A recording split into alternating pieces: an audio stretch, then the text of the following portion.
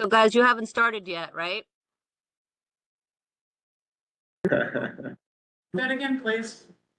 I said you haven't started yet, right? I assume you're waiting for quorum?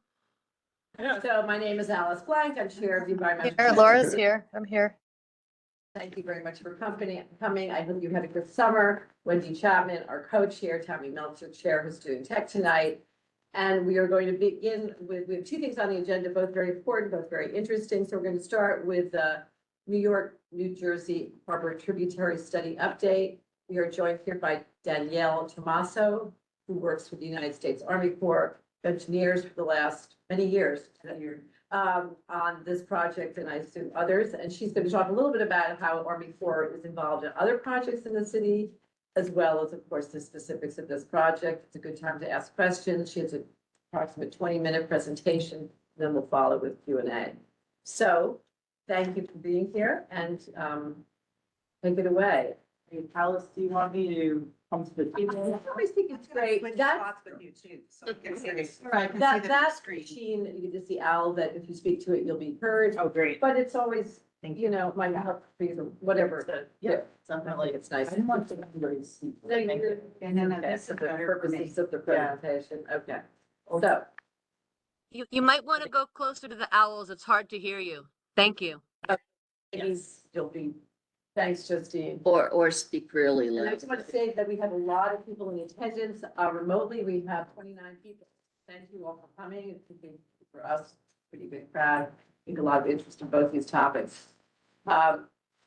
Great. Now, can you hear now, Justine, you'll be our, Volume testing the control. water of the controls, right? Let us know. Go ahead. Great, thank you. And everybody in the room can hear me? Yes. Okay, great. Well, thank you for the nice intro. Like you mentioned, my name is Danielle Tomaso. I'm a planner at the Army Corps of Engineers. We're a federal water resource agency. We're a national agency. We have districts all over the country. The New York district is located in Fed Plaza, if you ever want to visit us and learn more about our programs. I work in planning division as a planner. My background's in ecology and sustainability, and I also have a planner hat too. And we were just talking before the meeting started. I've been working on this study, the New York, New Jersey Harbor and Tributary Study, since it kicked off back in 2016. If you could go to the next slide, or let's go to the next slide.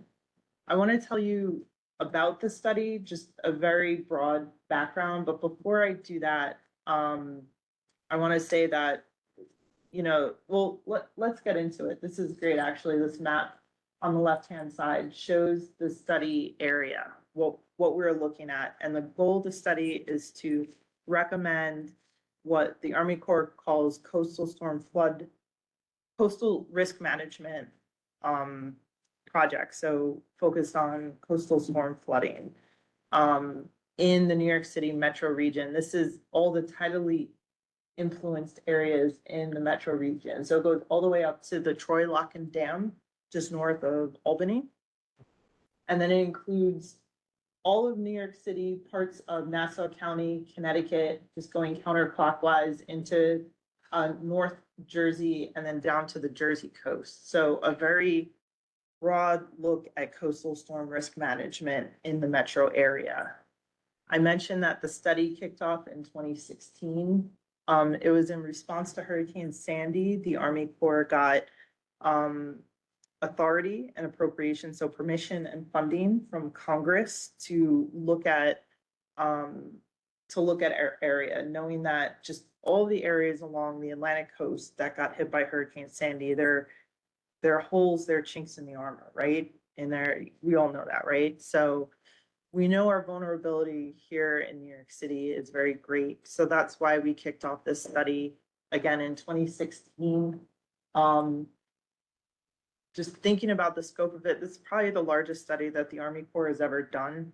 So we kicked it off. We've done a lot of public meetings, a lot of scoping meetings.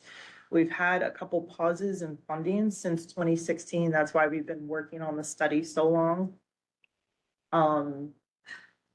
But the good part is, if you could go to the next slide, please.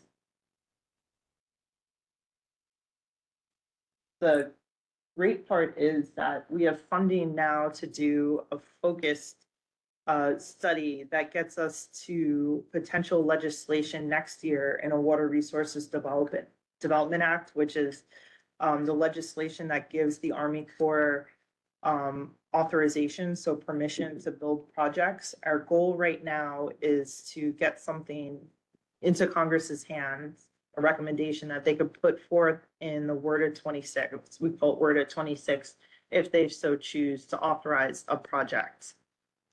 And so back in 2022, 4 years ago, we put out a plan for a very broad coastal storm risk management project. It was a $53 billion project. And in response to that, the senior leaders in the Army Corps, the administration and Congress, they kind of said, whoa, whoa, whoa, $53 billion is way more than even the Army Corps' annual budget by many folds.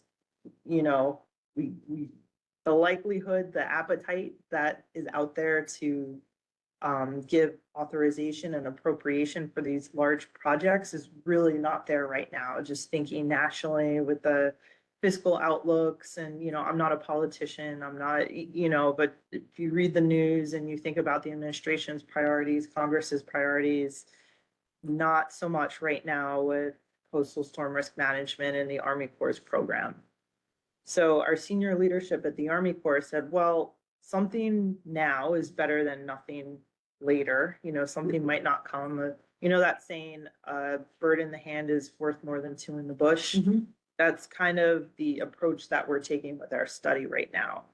So we're thinking, and we're given money to do a smaller study, just saying, what can you recommend now to get to authorization next year? While waiting on funding for a larger study. Let's go ahead and complete that larger study in the future, but right now let's just take little recommendations as we can and put them forth to Congress.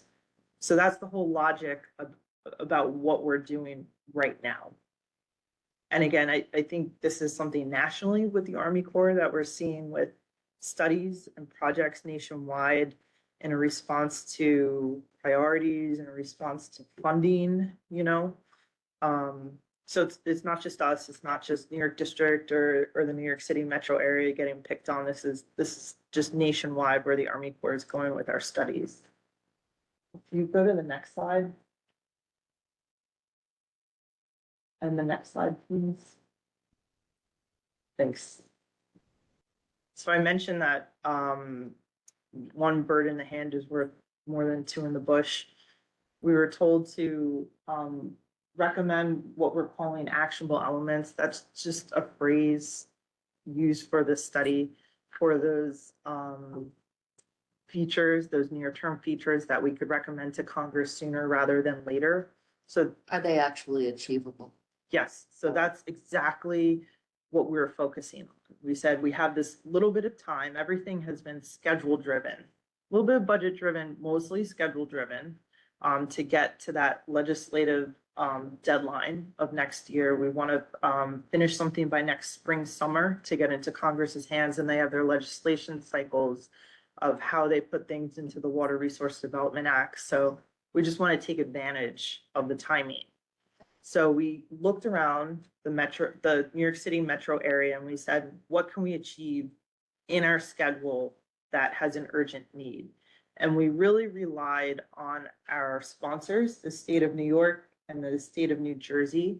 And the state of New York is partnering with the city DEP, Ryan Farrell's group. We said, can you please help us identify something that could meet this schedule? Maybe something that has been studied before, something that has design, something that has a lot of study behind it, public meetings, scoping, any, you know, give us something.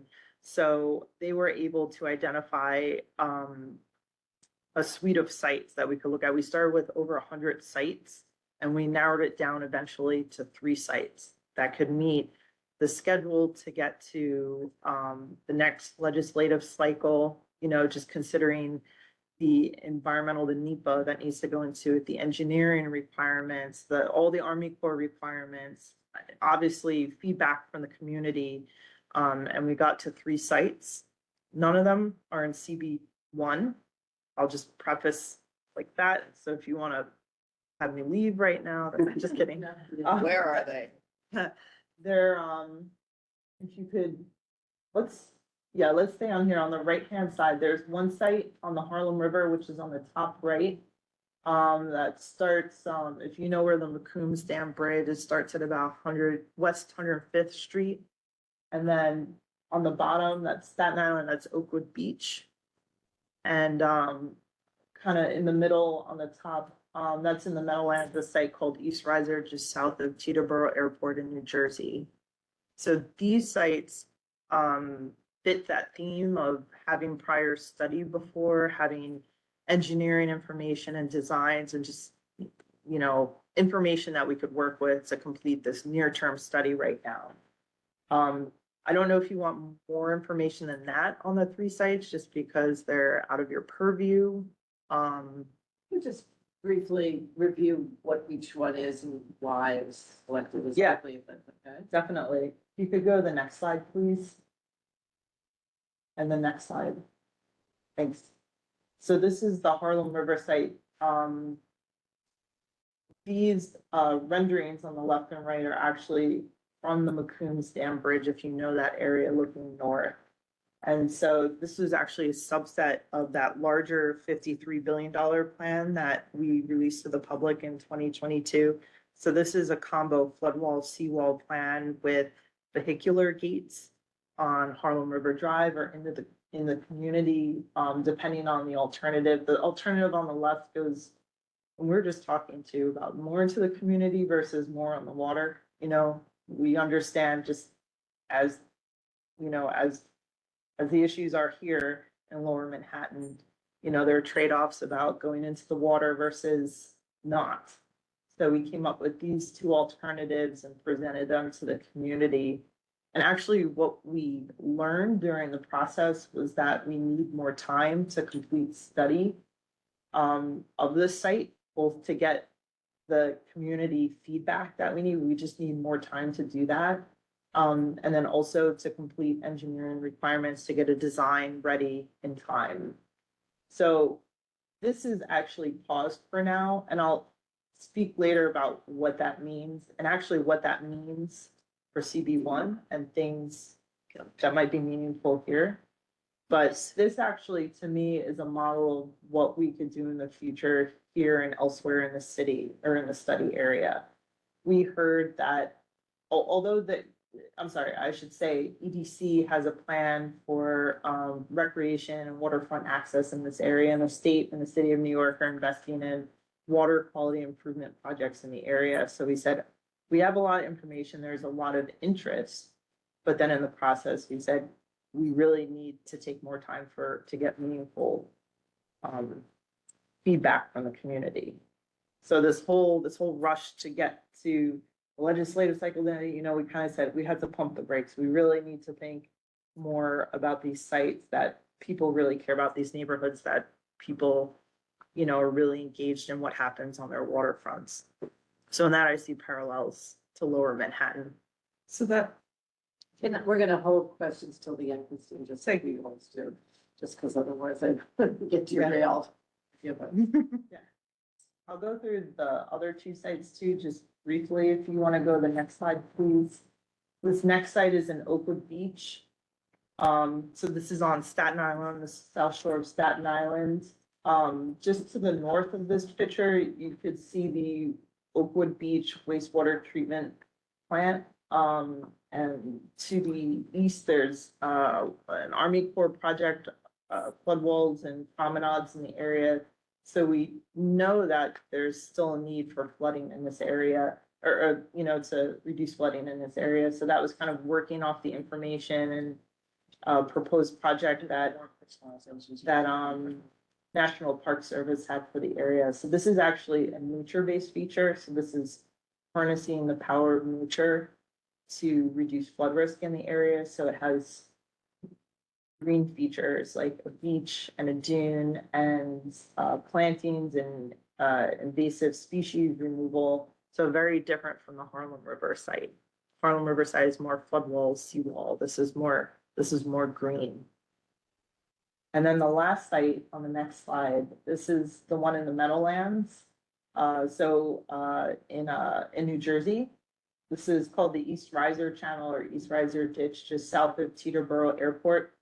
And this is very different from the other two sites. This is channel improvements that are going to work in tandem with a state of New Jersey pump station that is, I think, either got awarded for construction or will be awarded soon. So they at least have the money in hand, the state.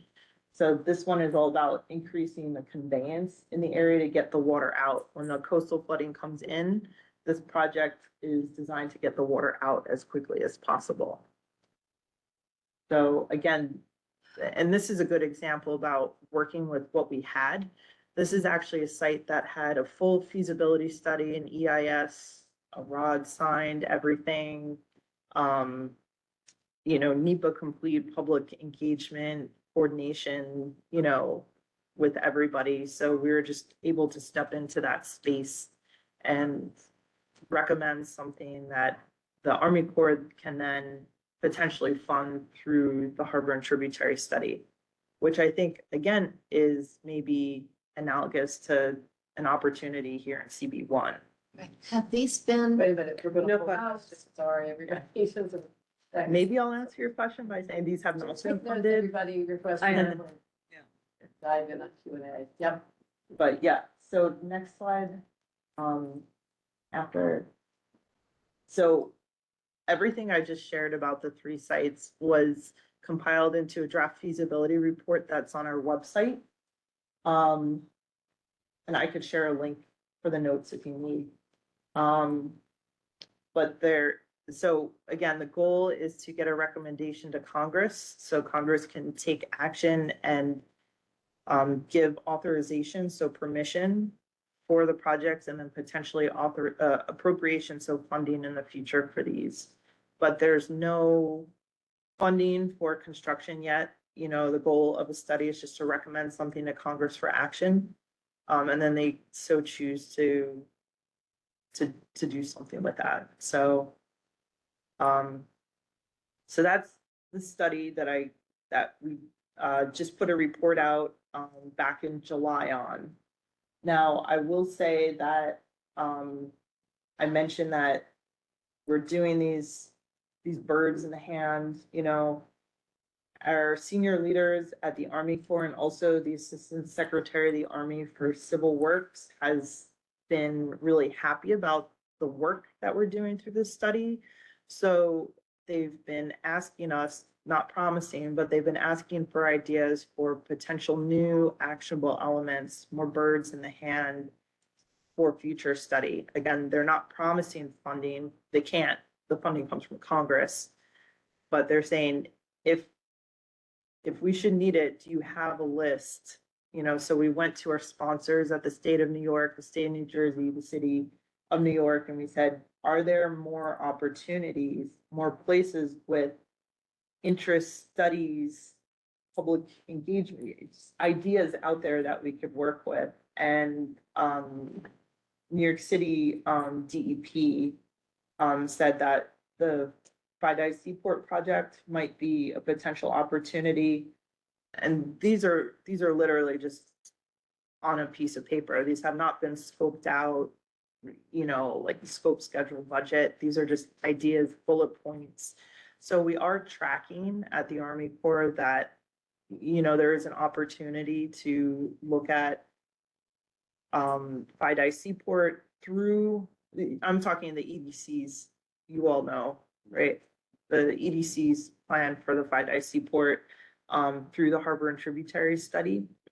And I'd be remiss if I didn't also just mention, because we were talking, EDC is also asking the Army Corps if they could partner with us through what we call our alternative delivery program, which is things like public-private partnerships, P3, or just other funding mechanisms that aren't through these feasibility studies. So EDC has been talking with us about those potential opportunities. I know they submitted a letter of interest to, wish I remembered, but either Army Corps headquarters or the Assistant Secretary of the Army for Civil Works, just saying they're interested in partnering with us, whether it be through HATS, whether it be through the alternative delivery program. They're just, asking if the Army Corps just generally can partner with them to complete their study, to potentially fund a project, whether or not it be through the Harbor and Tributary Study or not. That's a conversation to be had, but potential opportunity to do it through the Harbor and Tributary Study as an actionable element or through another pathway.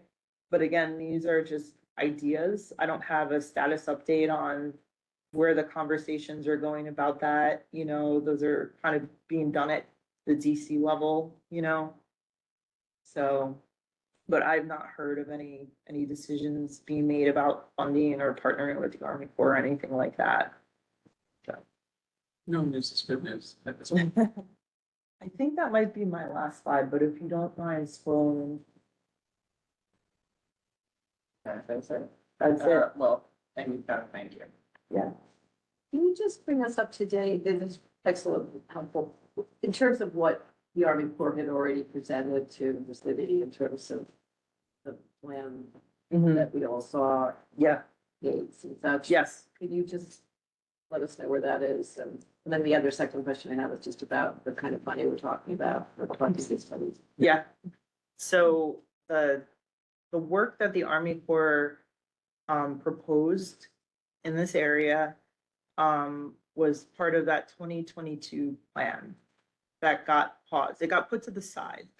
That's the one that folks said, this is too costly. This is a lot. This is a lot. Please take small chunks out of this. So all of the plans for everything in CB1 are paused right now. They're part of what we're calling that larger comprehensive study, and that's not funded for completion yet. So. What's the amount? So for the construction or the study, Well, you said it was a huge amount. What was the amount that you needed? so we were recommending a $53 billion project to reduce coastal storm flood risk in the entire study area up along the Hudson, New York City, parts of New Jersey. So, A plus, yeah. Thank you.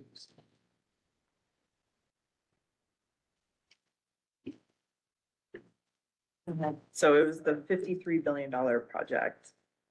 That's what we're calling a comprehensive study that got paused. Okay. We do share with our headquarters and senior leaders every time we get the opportunity, which is at least bi-weekly, that there is interest at all levels and in government and the community interest groups on completing that comprehensive study. And we have received, I think it was definitely a top 3 comment we received in that draft feasibility report that went out in July was what happened to the comprehensive plan? Can you please fund this study to completion? Because I live in, I'm making up a Battery Park City and I really want to see something there. Or I live in Jersey City, or I live in Brooklyn or wherever. So the senior leaders at the Army Corps definitely heard that message. And so when do you think there'll be some update on that? When we get funding, Oh, it is tight. yeah. So we're paused. We just need the funding to start up, and there's a little bit of Army Corps process to restart a study, and then you'd see us again. So you would ask that the public respond in August to the recent plans. The plans that you're talking about are the 3 recommendations you just presented. Mhm. That's what I was curious about. We didn't opine because they weren't in our neighborhood. Jeff, If the Flat Seaport project were to become an actionable item, Mhm. are we talking about a legislative cycle after 2026, like 2028 or something? Yeah, definitely. We were talking in my office last week about this. It would maybe probably, and again, this is Danielle Tomaso speaking, not the Army Corps, but probably not even awarded a Water Resource Development Act 28 cycle, probably more like a 2030 just because it's the complexity and know better than I do about that project. You know, I mentioned that we talk with EDC often, so, you know, maybe between now and when more funding is available for the more Army Corps study, they get to complete, some work that would really help the Army Corps' schedule and go, maybe we can make the Water Resources Development Act of 28, you know? And that's all, you know, that's. So it's important that they proceed with their own planning and analysis. Absolutely.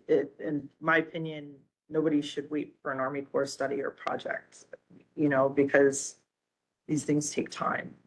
Certainly, you know, that's what I tell EDC if they were here. Just definitely, you know, and I appreciate how EDC is coming at the project construction at all angles, just trying to find funding from a lot of different places. I know it's not just the Army Corps, it's other federal agencies, it's the state government, it's private, it's, you know, nonprofit. So they are being really, I appreciate how they're being really aggressive in trying to get funding for their project. And we're certainly tracking that at the Army Corps. Anybody else? Richard? Yeah, I have a few questions. Thanks for this. The cost of these three projects, that's not funded yet, correct? Correct. What is the estimated cost for that? The cost for all three combined is about $1 billion. That Harlem River site that I said was paused, that's the bulk of it. It's about $700 million. The nature-based feature at Oakwood Beach is about $50 million. And the East Riser site in New Jersey is about $250 million. And would that cost then be effectively a reduction of the 53 billion if they got completed? Oh, that's a good question. Not so much a reduction. So I'll say first, just backing up, anything we're recommending through these near-term actionable elements, we know they need to work in concert with whatever we propose through a comprehensive plan, and needs to work in concert with what other agencies are doing. You know, we're not putting out a plan in a vacuum. So, and it's not so much a subtract, like the $53 billion is like the goal, and we get to subtract from there. That number can change, the plan can change. It's a good question about process. It's not just subtracting, now we only have $52 billion left. They're all just conceptual plans. So, in the original plan, part of that plan was essentially a wall on the west side. Yes, Is that considered final solution to that? no, And if not, where would the planning be to finalize that? Mhm. To create actually something that would be somewhat palatable Yeah. to the community, which it certainly currently is. I'm sorry, can we clarify what West Side is? Are we talking about West West Side. Side of Manhattan, or are we talking? The west side of Manhattan would be north of the Battery Park City Authority project, which was not formed through EIS or anything else when the HAT study was performed. So everything would have to change. So there would have to North of be Chambers. continuations study North of in North. effect before even a recommendation for cost. yeah. How would that come about? No, it's a good question. Once the Army Corps is given funding to do more study, we would do more engineering work that would inform a design, and also public coordination. So our goal, during a feasibility study is to get to what we call a 35% design. So when you go to build something, you have 100% design that you give a construction contractor. This is a lower level 35% design, just to get a conceptual cost and design, you know, because we have to give Congress an idea and a cost estimate so they can act on it, you know.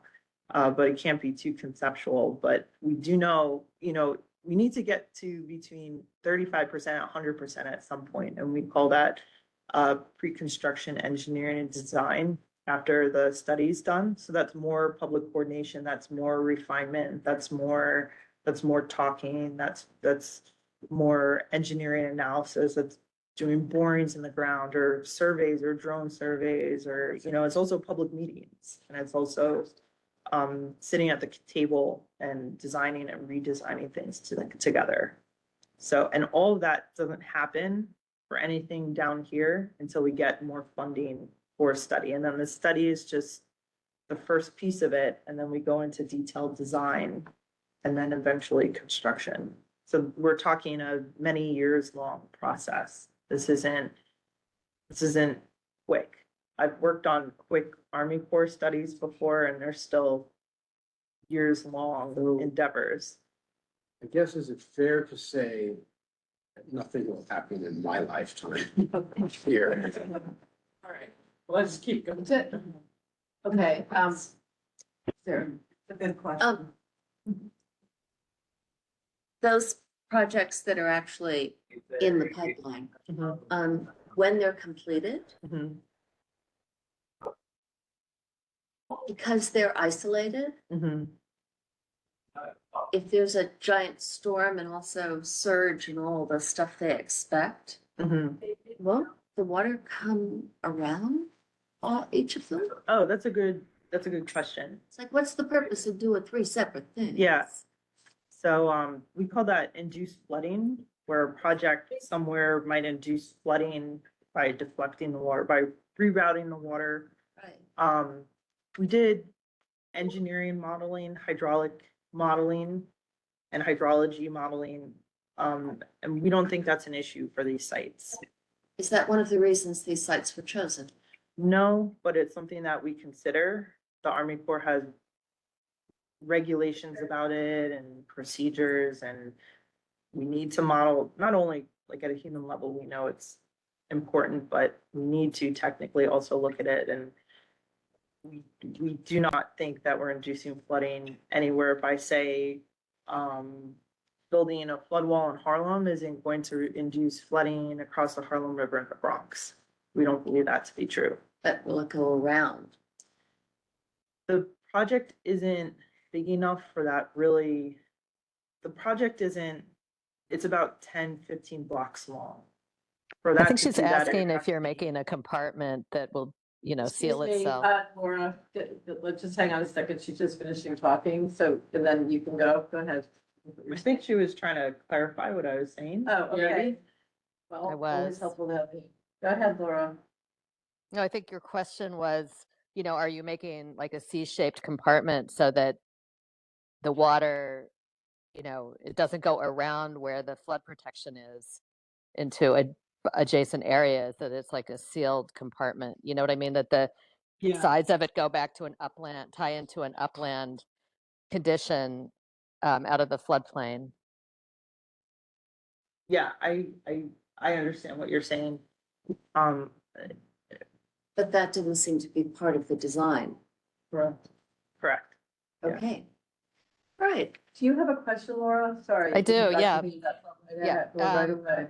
So Right what ahead. I'm hearing that I think is really great is that what you guys are doing is you're taking plans that other people are incubating, that are like Mhm. sort of shovel ready, right? And you're implementing them because they've been designed to a quality, and they've gone through the community review process and local review and all of that. So I think that having seen the wall that was proposed and some of the other things, like I think this strategy is fantastic. And I'm just wondering, like, is the Army Corps giving any money, like funding some design seed money to some of these other areas? Like, let's say, to put out an RFP for a more community-based design for the west side, north of Battery Park City, up to like Midtown? Mhm. The Army Corps is able to partner with, say, the city of New York or whomever to complete a feasibility study. but Mhm. we're not able to say, give grant money to an organization or a government entity. We're more so a partnering agency than a funding, like FEMA, they'll fund grants. We don't do that at the Army Corps. And like when We'll you, partner with you. so like to partner, let's say for a strategy along Hudson River Park, where you guys were showing the wall, right? But to do something that's more integrated and has more urban quality of life to it, as well as protection, like what would be the mechanism for that partnership to happen? The state would have to like come to you and ask to partner on that? Yeah, so the Army Corps, the New York District for projects in New York State, we partner with the state of New York, who, the state of New York always has a local partner. So in New York City, that's usually a New York City government agency. Like EDC or DEP? Mhm. It could be EDC or DEP. It's really Mhm. between the state and the city to decide. I see. Um, Okay. And then, yeah, and then it just starts with a phone call or a conversation. And then the Army Corps can, we always we could send materials to help craft a letter of interest, something to get an Mm. idea into our system. So it shows up for potential funding. Interesting. Okay, well, that's really useful. It's a good shift. Okay, thank you. I'm all set. Christine. Tammy, she was like, she wants to, very quick question. The Harlem River, the wall that you had up, very simple, looked like it does its job. Can you, explain the simplicity of that? Like how much water does it stop from coming up? Mhm. Yeah. So the wall that we're proposing, along the Harlem River, and that's both those alternatives, both we're calling it seaward and land, or on the waterfront and inland. That's to a height of plus 17.5 NAVD 88. So that vertical data, so the ground elevation is Yeah. about +5. So Okay. subtract the two, you're talking about a wall that is about 12.5 feet above Okay. ground. Okay. So it would help reduce flooding from events that could bring that. Sea level rise. Yeah, we don't design specifically for sea level rise. Obviously, we do have to consider it in our designs, but, yeah. Why don't you? We do consider sea level change in our designs. We're just prohibited by our regulations for designing something specifically for sea level rise that's not tied to coastal storm flood risk. Maybe I'm getting too wonky. These things are very interesting to me because I work Yeah. 40 hours. No, it's not too long. Yeah, it's quite fascinating to me. Yeah. Is it because it's unpredictable or is it because it's, It has to do with the Army Corps' mission and purview. okay, And there's actually legislation in WRDA, oh goodness, I should know this, either 2022 or 2024. It was section 8106 that gave the Army Corps permission to look at sea level change on its own, but we're waiting on further guidance about how to do that. okay, So, because, you know, we know if we build a wall, we need to build it a little higher to consider future conditions. yeah, So we do that. yeah, And but we it's, build higher for resilience and we build higher for, you know, I understand this is not completely definitive yet. It's Yeah. constantly changing. What was the cost of that wall? What's the estimated cost of it? it was about $700 million. Okay, and it's 15 blocks. 15 blocks or so. Thank you. I'll say though, that cost estimate is for the more seaward alignment. We're assuming that's the more costly of the two alternatives, because we wanted to be more conservative in that way. Okay. So, Thank you so much. Thank you. Very helpful. Any other questions? Justine? I have a quick one, and I think hopefully I'm the last one, but just to that fact. So you're basically, if I got it straight, along the Harlem River, I'm assuming that was the Harlem River Drive, building a 12, Mhm. from what is from ground level that people can see driving, a 12.5-foot wall Mhm. along the waterway for whatever you said, how long it's going to be. So, I mean, that's huge. Mhm. Step one. So there's Mhm. completely and absolutely no access to the water because it's a wall. correct? Correct, that's the preliminary plan. I know you had more Well, questions, no, but I'll that's just say okay. No, that's that's the, fine. Yeah, that's fine. Yeah. That's what I understood. Okay. Second, when you said you were collaborating with other agencies and other places, I would hope that you'd look to the Battery Park City Authority at some point. The ship has sailed to give them any money to fund what they're doing because they've got their money. But to get their ideas, because they've come up with creative ideas that don't necessarily mean that you're building along the whole Hudson River north of Battery Park City, a wall that's whatever it would be, 15 feet, 16 feet, 10 feet, whatever it would be. It would be great to see what they've come up with their research, to see what you could do otherwise to protect and make it still accessible. Thank you. yeah, thank you. I will take that back to my office. You know, that's a great segue, because we're about to turn to Battery Park City Authority plans, for the Northwest area, distance area. Can you talk a little bit about what, as a planner, your relationship in fact is with the authority, a state agency that is doing plans with total adjacency to, you know, future plans such as they are? I hope they're talking. And currently, in other words, for the work that requires federal review, is there any, did you get briefed, or how does that work? Yeah, all of that is done in a separate part of my office, all the permitting and things like that. That's through our operations division. So I work in planning division. So I really have no role in permitting or reviewing anybody's work. Well, I guess that's an interesting answer, because I think to Justine's question, you know, We as we move collaborate. into the presentation, that's always been something that's been of concern to, I know to this board, starting 10 years ago, that these projects are very siloed, that comprehensive understanding, both. Oh, I learning see what you're experience- saying. Because Yeah, where does that happen? Actually, that may not be your job. yeah, I But see what, how does yeah. that work? Like, how does the battery person, I'm sure, our representative here, Nick Spordeau, can Yeah. answer this too, but, you know, where does that juncture, Yeah, I misunderstood your question. I probably So asked poorly, but. No, thank you. there's a lot in there, because there's a lot going on here. Yes. It's not you.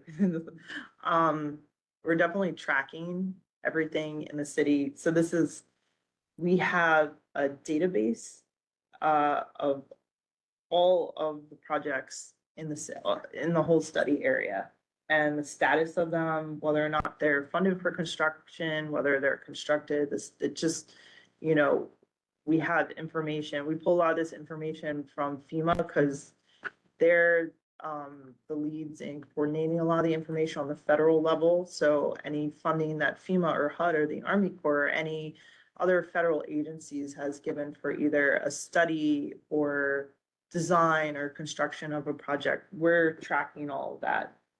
And just on a day-to-day level, we talk with our partners at the city DEP all the time.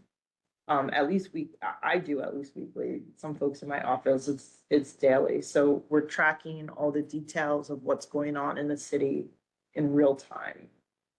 And with the authority? Yeah.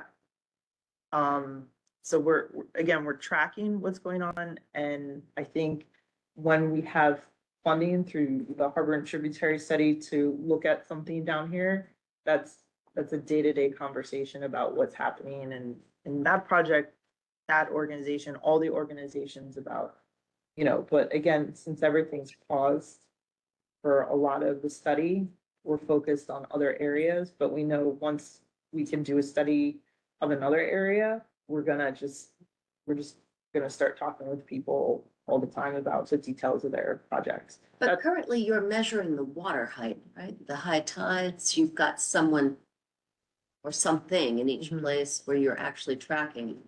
Yeah, we have a lot of information about tides and waves, and there are a lot of coastal buoys that most of them are from NOAA and USGS, the Army Corps. We have our own buoys that we have the real-time data on. So if something really wacky happens, you can respond? What are you No. talking about? Okay. Okay, I'm gonna get just two more Were you questions. I do worried want to about? be conscious of time, so, Wendy, and then Where- Richard, and then I'm gonna close the questions. I'm probably could look this In up the myself, seaport? but is what big department is, Army Corps under? Where does the funding come from? It's a big government world. Yeah. Like what? You know, yeah, where is it? Yeah, so the Army Corps, the next kind of like, up the totem pole would be, the Department of the Army. And so, and then from there, it's the Department of Defense. And Department of War, yeah. Oh, No? It's still DOD. Never mind the. Just say Yeah. yeah, Okay, so you're under the Department of Defense. yeah, so it goes Defense, Army, Army Corps of Engineers.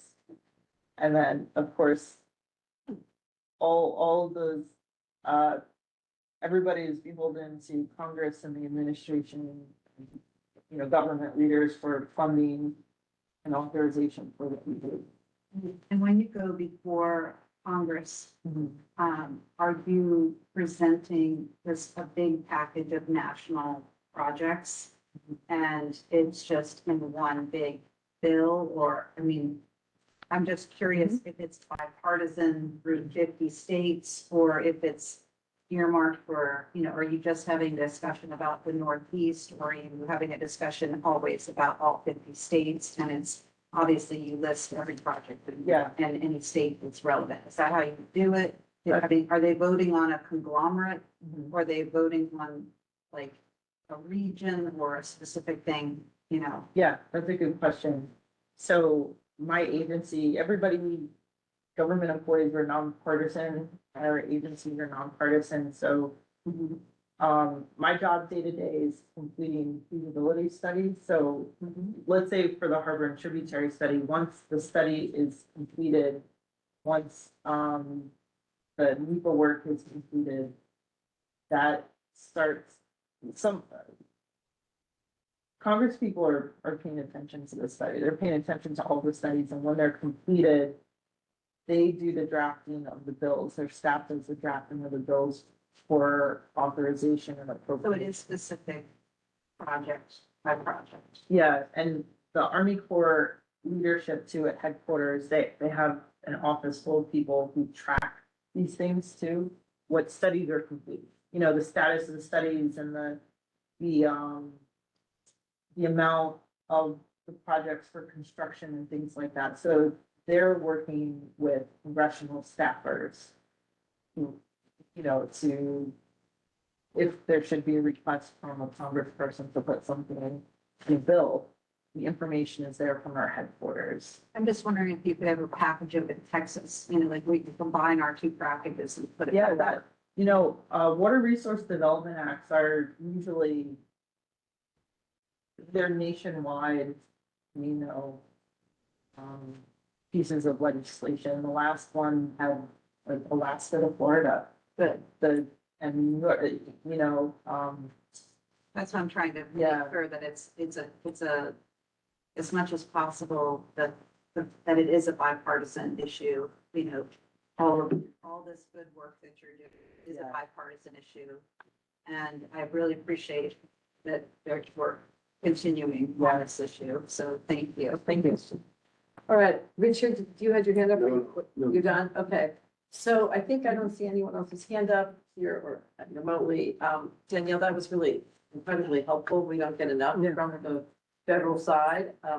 When can you come back? When do you think is a good time that you would have other things to tell Lower Manhattan folk to that? Like I'll come, my team will come whenever you'll have us. I appreciate the invite. Let's continue talking and we can let you know when, if and when there's appetite or funding for more study, Excellent. either through the Harbor and Tributary Study or some other type of partnership. We'd like to stay. It was terrific. I really can't thank you enough. So Thank you. we're going to let Danielle go and the Yeah. folks that are following this issue, and we're going to follow now with Nick Spordone from Battery Park City Authority. Thank you so much, Nick. I know that your stuff. Thank you, and if you want. Thank you so much. Before you go, Yeah. feel free in the office. I am. Thank you very much. Thank you. So, Nick, your Are you Yeah, presenting? I'll introduce, I'm gonna start it off and then I'll introduce. Yeah. Make sure anybody from the team who's going to be talking is seated at the table, please, for the people online. So this is just to remind people, the Northwest Valley Park City Resiliency Plan, sort of update. So thanks you all for being here and, Make sure you introduce yourselves when you. thank you. I think Dick's gonna pick up. I'll kick it off. Thank you. Thank you. Alice, good evening, Tammy. Justine, Jeff. Before going through the Battery Park City Authority, wanted to circle back tonight and thank Jeff and Tammy and Alice for the flexibility. We had initially were going to come last week, to the BPC committee, we're actually every month. It's a treat to be at BPC, to lead you in on. some of the Nick, talk a upcoming- little slower, in the Northwest. Talk a Sorry, little Justine. slower. It's okay. Okay. And louder. Okay. You can talk right into your friend there. Touch his Yeah, though. I don't think it's really much. I'm No. not, I'm gonna have to not look at you. Yeah. That's okay. Do you want to sit up here? Because there's two of them, so you can pop either. I'm looking for that. Okay. Trust me, it's getting you. The camera sees you as you Camera go. fees. I always say I have a face made for radio, Richard, so. Do that. We could turn thanks to the group, so just a quick note to introduce the team, and then we'll get into some housekeeping items, and then we'll jump into the presentation. So with me tonight is Jose Class, he's the construction manager for the Northwest Battery Park City Resiliency Project. We work with Turner E. Cruz, which is part of the larger progressive design build team for the Northwest project. You've seen and know Jose from a number of presentations in the past on the project. Michael Ryan is our community construction liaison for the Northwest Battery Park City Resiliency Project. And over on the side, they may not be talking, but they may be able to jump in a pinch. Becky Beaver, who's our Assistant Director for Communications and Public Affairs, and, drum roll please, our new Senior Vice President of Design and Construction, Heather Berman. Who's at the. Oh, right, okay. Heather's first, not her first community board meeting ever, but her first CB1 community board meeting in a while, so, welcome to Heather. We have the presentation, I think that Tammy, can queue up, on, the site readiness work coming up for the Northwest Battery Park City Resiliency Project, which I will go into what that is and what it entails shortly. As we gear up to the start of proper construction on the project, there's gonna be a number of touch points that we talked through with the community board that we want to be back to you on, in the coming months. First things first is tonight on the upcoming site preparedness work. We also want to be back to you, as we've discussed previously, on updates including Battery Park City neighborhood enhancements, which we produced, presented to Jeff's committee a couple of times, Jeff and Eric and Justine. Maintenance of protection and traffic, once we get closer to the proper work, the construction staging and phasing for the full scale project. And then even then down to things like the dog run upgrades, which we've been talking to Jeff about, and which are part and parcel of, upgrading the neighborhood to the extent that we can over the course of construction. And as we enhance certain areas of the neighborhood, while other areas of the neighborhood will be closed for necessary construction. So with that, if we can bring up the slide deck, Tammy, we can jump on in, go through the first slides fairly, Yep, give me Quickly. 1 sec. and then I'll turn it over to Jose. I think I'd like to do it as PDF, which might be a little bit better for a site. Yes. Not there yet. I'm definitely not there yet. I'm getting there.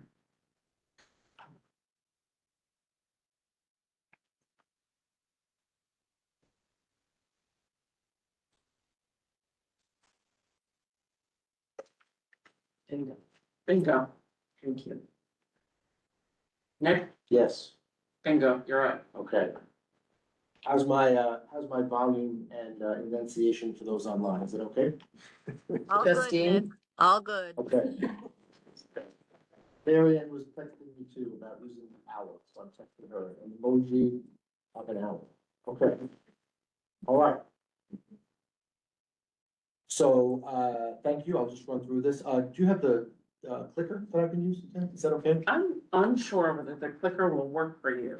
Oh, So I may be your slide girl. So Okay. just say next and I'm okay. old fashioned. Next slide. And thank you. For the benefit of the folks who are not here every month but want to get kind of caught up generally, it won't go bullet by bullet, but as many of you know from the conversations we've had over these past years, many of which many of you have been at, we are at significant risk of storm surge and sea level rise, and I have some stats there on the left-hand side about what Lower Manhattan, and particularly this area of Lower Manhattan, as part of the overall Lower Manhattan Coastal Resiliency Project, facing over the course of coming years. We know that by the 2050s, almost 40% of the buildings in Lower Manhattan and the supporting infrastructure will be at risk from storm surge. And that by the 2050s, based on the projections we have, heat waves look to be about 250% more frequent and 50% longer. We have information there about frequent heavy rain and cloudburst events and specific drill down to Battery Park City, in particular, the BPC floodplain, which is there behind the dotted line on the graphic to the slide's right, includes 120 buildings and 25,000 residents. That's within and beyond Battery Park City. Over 60,000 jobs, obviously critical infrastructure, cultural institutions, et cetera. You can go to the next slide, Tammy. Thank you. As many of you know as well, who have been following along, a lot of the benefits of the project work that we are undertaking is not just flood risk reduction, but for folks who are homeowners in Battery Park City or owners in Battery Park City. Generally, on completion of the projects, Battery Park City stands to be removed from the current flood zone and can have some real positive impacts on homeowners insurance costs, et cetera. Enhancement of public space with universal accessibility. You see that in Wagner Park and in areas across Lower Manhattan that are being rebuilt and hardened to stand in a very wet and flood-laden future. Increasing native plantings and improved in-water habitats. I won't go through each of the bullets, but this presentation is obviously here at the community board and will be on our site after this evening. Go ahead, Tammy. Next slide, please. Nice benches. Well, thank you. And then obviously the risks of inaction, that is not an IAI, that is a picture literally of the North Cove Marina during a high tide event in January of 2023. That wasn't a named storm. That wasn't Irene, that wasn't Sandy. That was just a rainy, stormy day in January of 2023, and you see overtopping there of the North Cove Marina. So there are significant risks of inaction, including. Is that the walkway that goes out? But that is not, that particular area is not included in. Yeah, Oh, yeah, sure. I was just showing you what okay. happens because the area behind that is included. So showing the risks of how high the water is coming even on non-storm events. And then we have Keep going. obviously, yeah, we have without landscape improvements, we won't have tree canopy improvements, sustainability considerations, and also the risk for property values to decrease if it is consistently at risk of flooding, even in events that are not named storms. Go ahead, Tim. Sure. Okay. So I touched on this very briefly before, but to give you kind of an overall view, our projects, you can see there on the left side of the screen, the Northwest Battery Park City Resiliency Project, which we're going to be talking about this evening, and right below that, the South Battery Park City Resiliency Project, are the two main coastal infrastructure projects that the Battery Park City Authority is facilitating. Those two are part of a larger whole, Lower Manhattan Coastal Resiliency Initiative, which includes beyond the Battery Park City projects led by the City of New York, the Mayor's Office of Climate and Environmental Justice, EDC, and others. That's the Battery Coastal Resilience, Bi-Dye Seaport Master Plan, BMCR, ESCR. ESCR is technically not LMCR, but all along the around and east side of Manhattan. Above Battery Park City on the west side, as we just heard from the Army Corps of Engineers, is subject to future planning by the U.S. Army Corps of Engineers in the Harbor and Tributary Study, or HATS. Okay. Keep going. With that wind up, go ahead. Okay. Nick, what is site readiness work? Well, I'm glad you asked. This fall, as we gear up to the start of the Northwest Battery Park City Resiliency Project construction, we have certain projects coming down the pipe that are necessary to make the site ready for work. So what does that mean? Site readiness work, and I'll read this for the benefit of the group, it's initial activity to proactively prepare a project site to reduce risk and accelerate timelines prior to the main construction phase beginning. So for instance, things like utility relocation, underground assessments, subsurface infrastructure that needs to be installed so that the flood barrier system, that is the project proper, can be installed atop it. Things that need to be done to make the site ready for the construction to happen, and that can be planned and executed in advance so that once construction starts, it can be completed, worked on and completed, knock on wood, as quickly as possible. So we have certain projects that are coming up that need to be done in advance of that work starting.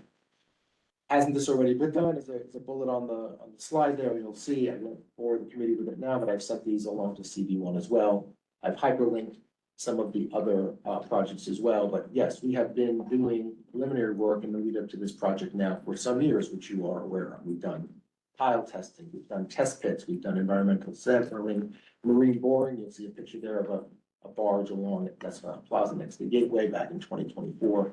So there's a lot of subsurface assessments and testing we want to do, not only to understand what the conditions are, but to affirm the engineering assumptions that are made upon which the design rests. Work this fall, which I'll go into now when I turn it over to Jose, unless he has anything to add on this slide. Work this fall now of the sort that you've seen will now begun ramping up in intensity and duration as the start of the project construction approaches. So it's not going to be exceedingly pleasant, but certainly something that we know we have enough information about and fairly good sense of impacts and timing.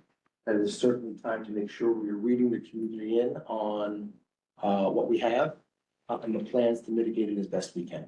Obviously, then to answer your questions. So with that, Jose, unless I've missed anything on these slides, turn it over to you to take it. Thank you. Thanks, Nick. Next slide, next slide. We're going to show you a series of slides. And what I'll do is I'll refer to either one of the illustrations. I'll say top right, left, or bottom in this case. And then I'll explain the work on a location by location basis.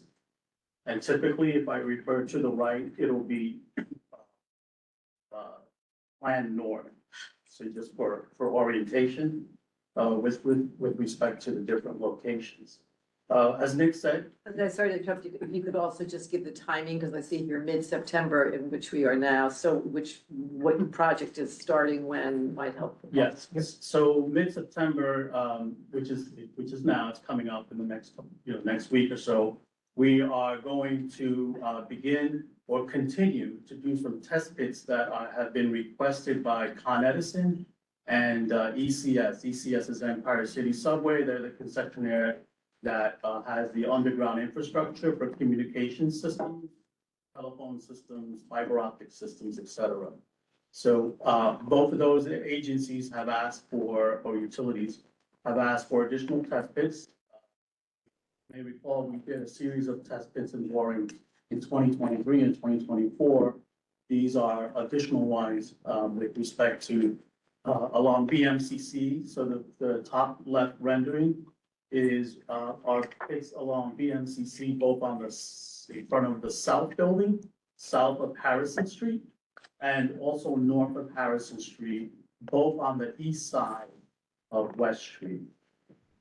Those test pits then proceed north and turn east to end up in front of the BMPC gym on the south side of North Street. And that's those are on North. So that's Losing on you with Wall Street. sound. Make sure you're facing the owl, please. Thank you. Oh, okay. Right, so that's the test pits outside of Battery Park City. Within Battery Park City, on the top right, you'll see there's a rectangular box that represents a fenced-in enclosure. I'm just gonna make it a little bit larger. Yeah, sure. I'm thinking it's not so easy for me to see, and I'm 4 inches from the screen. It's image 2 on the far right there, Ken, is the one that. Gotcha. Jose's report. I'm sorry, before we move on from the outside, is the blue versus the green? I don't see what do the colors mean? You've got V. Sure, okay, you're referring to, The MCC one. the BMCC slide, number one, right? One, yes, if you Yeah. could just go back. So what we've done is, as part of our initial survey work, we have taken care to note where there are vehicle entrances, garage entrances, so those will be Bs. There'll be also Ps for pedestrian ingress, egress out of existing buildings. You'll see S's on occasion, those are service entrances, which are maybe not in operation all day long continuously, such as a loading dock or a compactor area. In the case of, BMCC, they have multiple entries into their building, so we've noted the service centers as opposed to, students or really pedestrian, access over by the parking lot on the northeast corner. And can you give Will us the a sense of sidewalk- scale of these? It's what the TP 05, quite a bit bigger. Is that at all scaled? Is it to scale to TP 010? They're very different. Yeah, sizes. they're relative scale to each other. Some are, can be as large as 10 foot by 10 foot. Would that be the one up there at 005 would be like a 10 by 10 foot? That's a little bit wider. It's more rectangular on that one, but So, for example, when you're 8 by talking about the 12. test pit, that you've got a giant square that's framed in, it says proposed test pit, fenced in area of the North Cove Marina, which isn't directly in the pedestrian and the bike path. What are we talking about? that's What kind of 10 size? is 10 that? by 20, 10 10 by foot by 20. 20 foot. 20 foot being in the north-south direction. That fencing area will be very similar. If you recall, last year, we did a test pit further south of this location, where we were trying to investigate underground structure that was encountered during the boring operation, so we needed to do a test pit at that location. So this is similar. What we're trying to find here is confirm the location of water lines that come in off of North End Avenue and feed parts of Battery Park City South through the North Cove Marina. There's also ECS conduit, which is the telecom communications conduits. There are 24 of those conduits that are sandwiched between the slab that you walk on, the ground that you would walk on today, and the structural slab that's actually the support structure for the North Cove Marina. Can you just translate this slide for all of us, or at least for me? The blue dotted line indicates what? The blue dotted line represents what we call the limit of work, but that's really more for the larger main FPS project, flood barrier system project. And the red? The red is the actual location of what we call the alignment, which is the actual flood barrier. And then little orange square inside the fenced-in area, black line. That's just representing the location of the actual hole or test pit relative to the enclosure. So the enclosure is quite large. Yes. The pit you said was 10 by 20, that's that The little enclosure- orange square, The enclosure here is 10 by 20. the black line. Yes. Okay. Because that's what's visible to the public. And what we would do here, just like we did last year, is we would have directional arrows pointing pedestrians to the right. If you're proceeding southbound or if you're proceeding northbound, same thing, arrows to the right, to try to have a two-way traffic orientation. There's no sign on the one in North Cove Marina. There's no sign telling people what it is. And when you ask the workmen, they go, oh, we don't know. We'll take care of that. We have started to mobilize. Yeah, there's no, Oh, okay, but okay. no signage We whatsoever. have a note on signage later in the presentation, but yes, Okay. we are planning to put signage up.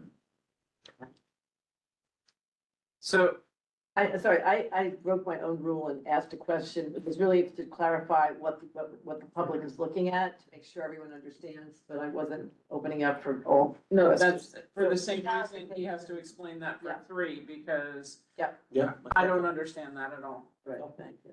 Okay. So, slide 3, or actually rendering 3 there, that represents a test pit in Belvedere Plaza. And the solid black line is the proposed fenced-in area. And that fenced-in area will encompass 3 of the planting beds that you see there. And what we're looking for here is also the ECS conduit, network, if you will, that comes in off of North End Avenue, enters Belvedere Plaza. When Belvedere Plaza, before there was a Belvedere Plaza, North End Avenue used to go all the way south. And it used to be the street end was further south. Eventually it became Belvedere Plaza, right? The cul-de-sac went away. It was circular at one point, and now it exists as you see today. But there's a lot of infrastructure at this intersection of North End Avenue and Belvedere Plaza, because that was the original construction. Unfortunately, it, all resides underneath Belvedere Plaza today. And that is why we have to go into Belvedere Plaza to effectuate the test pit. Next slide. Before you go to the next slide, what I don't understand is about the shape that you have here and how the pedestrians are going. It does look, and pardon me if I don't understand this correctly, but the blue dotted line that you have on the left for Belvedere Plaza specifically is right as what exists currently for the up ramp into Belvedere Plaza from the lower level over by the marina. And Yes. then you would normally walk through Belvedere Plaza to go on to North End Avenue, right, to Yeah. the sidewalk there. So that entire area will be closed off. You won't be able to, so from the back of PJ Clark's, you will not be able to access either the marina space or, like, if you came up that ramp, you'd have to go all the way to the far end to walk around. No, we would, if you came up the ramp, we would have the black fence, which goes up to what would be the elevated platform. There's a pump room, where I'll say where the east or the bottom of the page, where the thin part of the, black fence is. That would be during the work, when we have trucks in and out, we would look to close the area.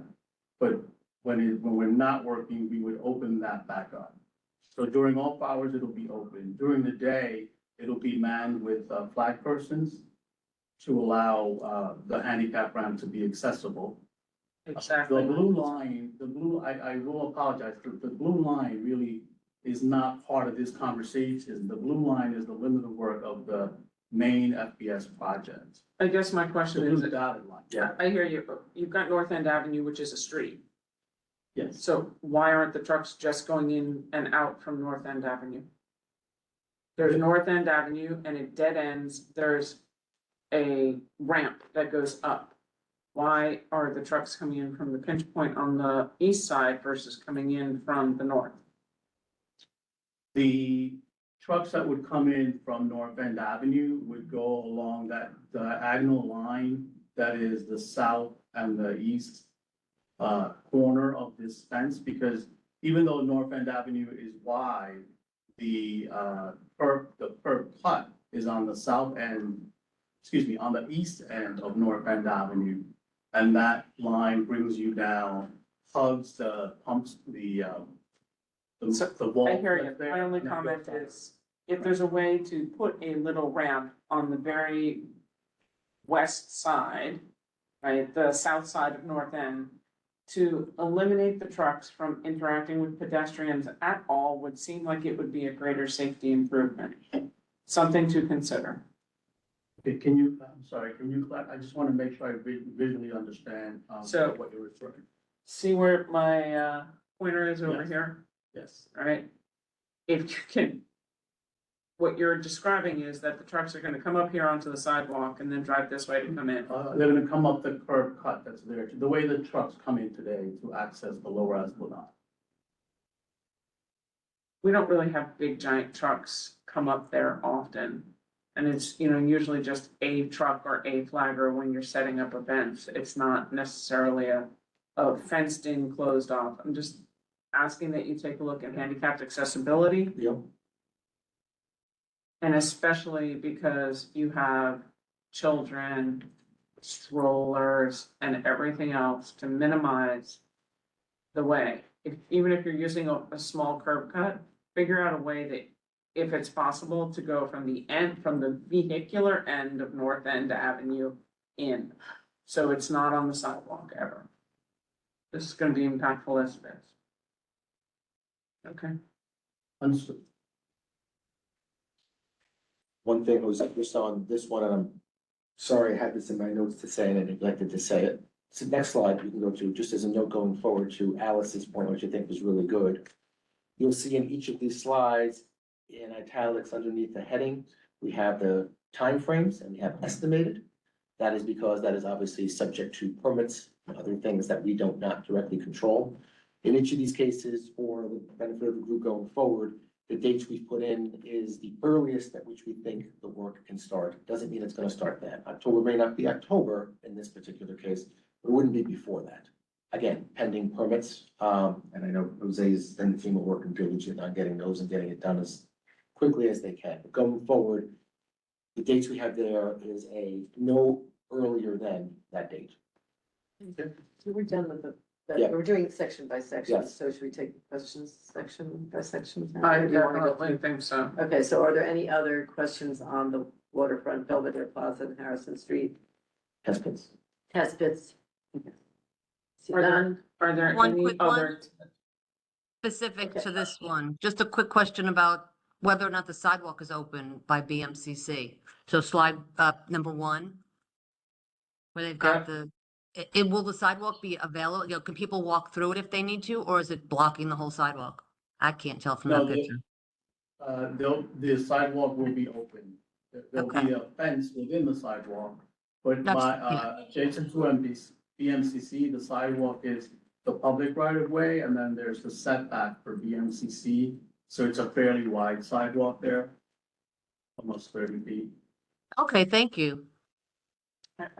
Question about the test pits, how is that, what other impacts? Is it noisy, is it vibrations? What are the hours? So there will be some noise. We will have a fenced-in enclosure. There will be sound blankets on the fenced-in enclosure that are designed to mitigate the noise. It will not completely eliminate the noise, but it certainly absorbs a lot of the sound.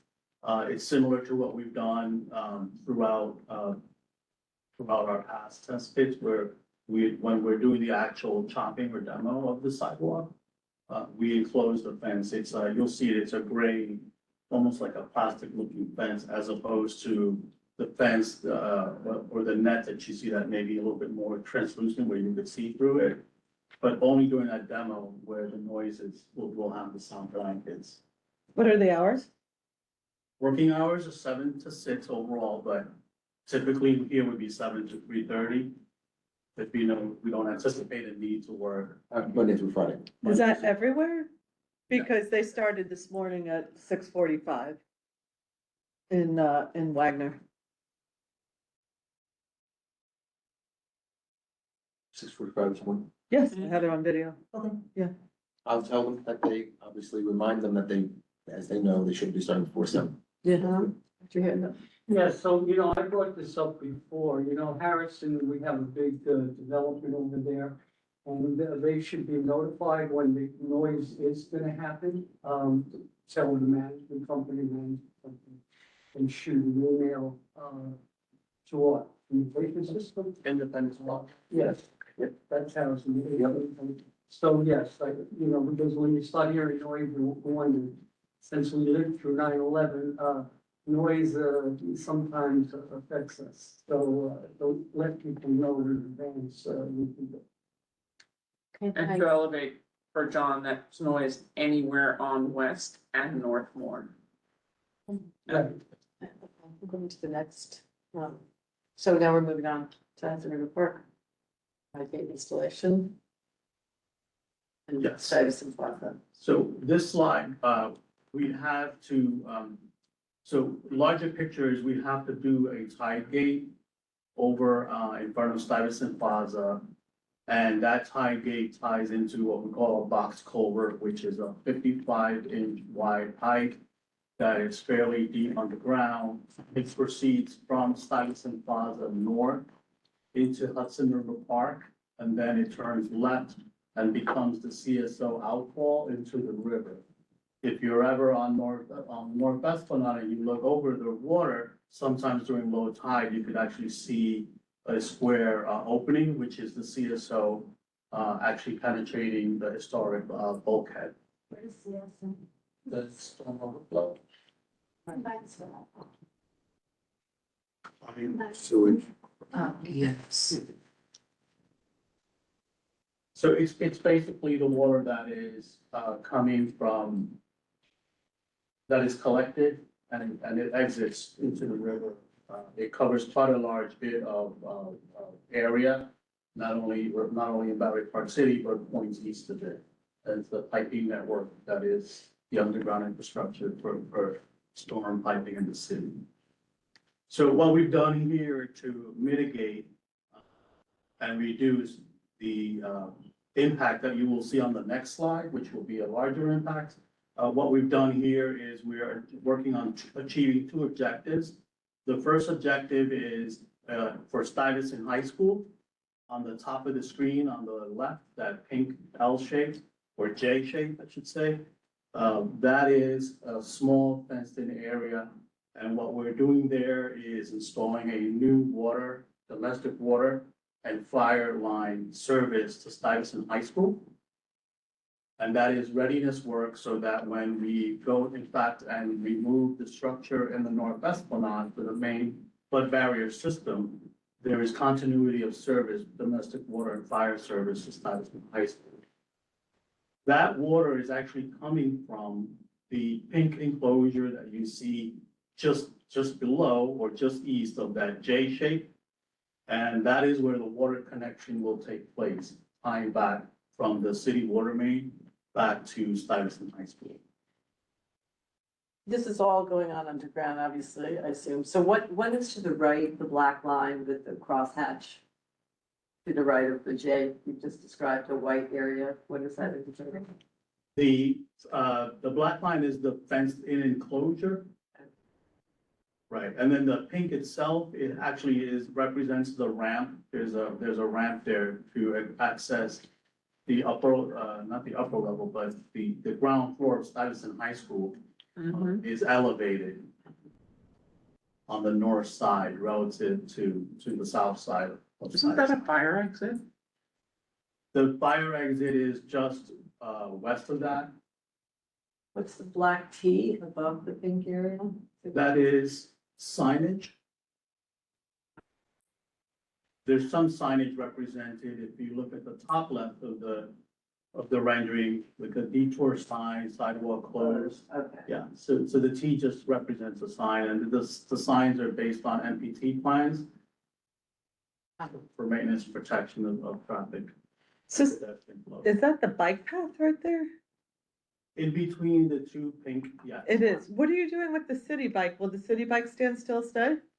In this first month of work, the bike lane remains as is, is not affected. No, not that, the city bike stand. There's city bikes. There's quite a bit that the students use. That is correct. Those are not affected. Okay. Only areas in pink in these pictures are the areas that will be under fenced in and under some kind of construction. So just to confirm, that West Street southbound is the turn lane for Chambers that you're talking about. That is correct. Right, that's the one you're gonna be working in, but that does not eliminate the opportunity for people to take a left turn on Chambers. That they'll just have to go past. That is correct. So the lane itself is fairly long. Mhm.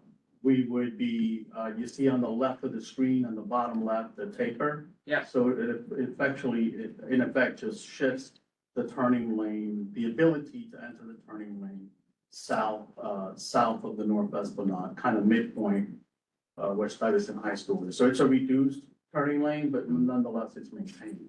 And what I don't see in here, and by the way, I do see people whose hands are online, so I get you.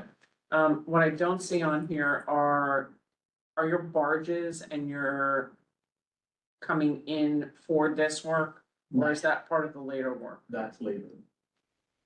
How long will this be fenced in? Like, oh, I guess it says right there. This configuration is about a month's worth of work. And really what's driving this is, you see the red line that's both in the West Street southbound turning lane and within Hudson River Park. Yeah. That's red infrastructure is telecommunications conduit.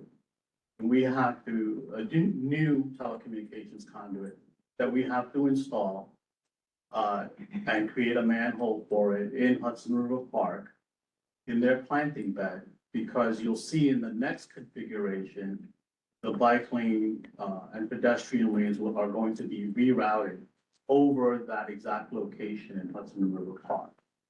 So we're doing it in two steps, A, to minimize the impact that first month, and B, to prepare it for the ability to do this configuration you see here. Well, wait a minute, maybe we need to go back to phase one. This is a year's worth of work. This is a month, right? That's if I'm reading your. Yeah, two phases. The first So- phase is a month or two. See, phase one approximately Sure. 2 months, and then phase So- two is 10.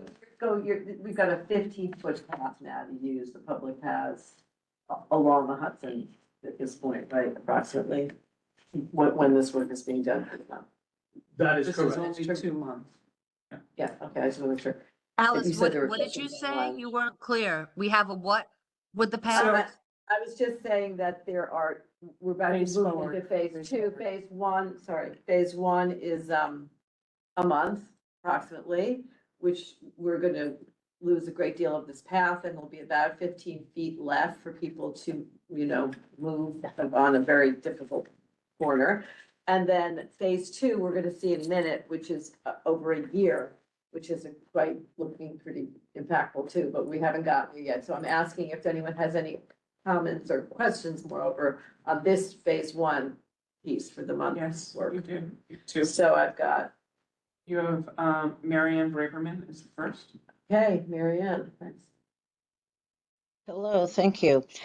You mentioned the city bike station, and I use it, and I know where it is, and I use the bike path. Looking at this picture, I see the word Stuyvesant High School, and below it is a big space, open space. Is that space going to remain open? And then to the right, there are the dark lines that seem to indicate what's closed off. So what Marianne is talking about is there are exit doors on the east side of Stuyvesant, and they use that as a programmable outdoor space, Oh, no. and a gathering space. That is, where the planters are in The east- between that and the bike racks, which I think are the bike racks this over here. That is Yes, correct. yes, that's where they are. Well, I think Marianne, I think when we get to phase two, you're gonna see stuff you're not gonna like. I think the answer is, having glanced briefly at phase two, only during phase one will that space be available. Okay, I see. That's gonna be well, could that bike station be moved somewhere else in the area? Because it is very well used. And I would imagine students use it as well as people who work in that area, people going to try They that. do. It's a good question. We are in conversations with LIFT and with the design and construction team to see if it could be relocated. I don't wanna. Well, confirm they or guarantee it's they need to relocated know that in we Battery need Park it to be City. relocated. Oh, and we know, we. And know then that. the bike people, the city bike people should take it It from would- there. It would be interesting if it could be on the other side of the street to keep it in the general neighborhood versus trying to hide it someplace within Battery Park City. The east side of West Street. On the east side of West Street, at least so it maintains its sort of time and presence. And back at Um, BMCC, is that what you're saying? Yeah. Right, Roberta, I will.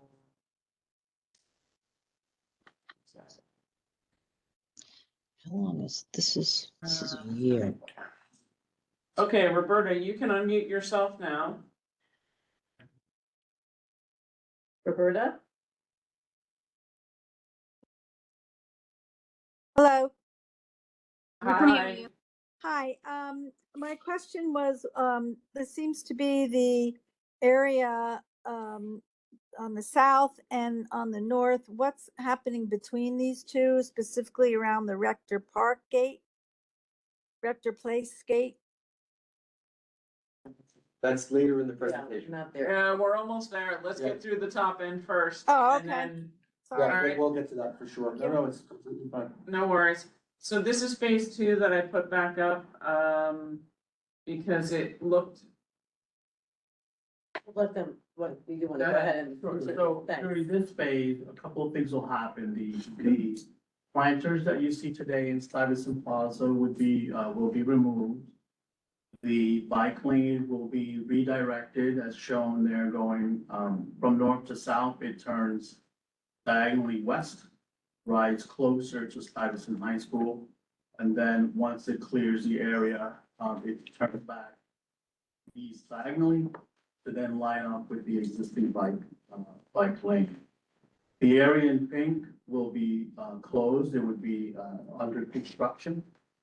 There is a large infrastructure. There's a lot of utilities that have to be relocated within that pink area. And that is all subsurface work. So you'll see the machinery, but you won't, all of the work will be taking place underground. There's a lot of MPT signage that is shown there. And we would still come in off of West Street, and there's midpoint, there's a red rectangular box, which represents our vehicle entrance for the equipment and the trucks to come in, still off of West Street, but they'll go from West Street right into the pink construction zone. So this is the beginning of the construction for the pump house. I assume, no. No, this is all about relocating, the existing CSO. It's what you What's see there. CSO?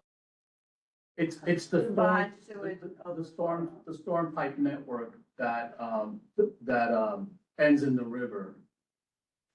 Well, I'm sorry, you have in your drawing here, the proposed 48-inch, I can't quite make it out, something main for the future pump station. That is, right, so that is just a pipe that would be connected to this new pipe gate and the CSO, the box culvert system.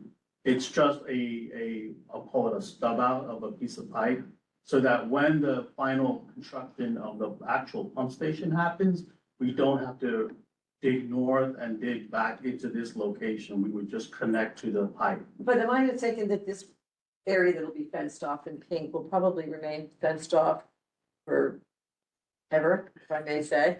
I mean, this is gonna At be a least pump a station. year, at least a Well, year. it is, all of this is a year, but I mean, in terms of. It'll this- continue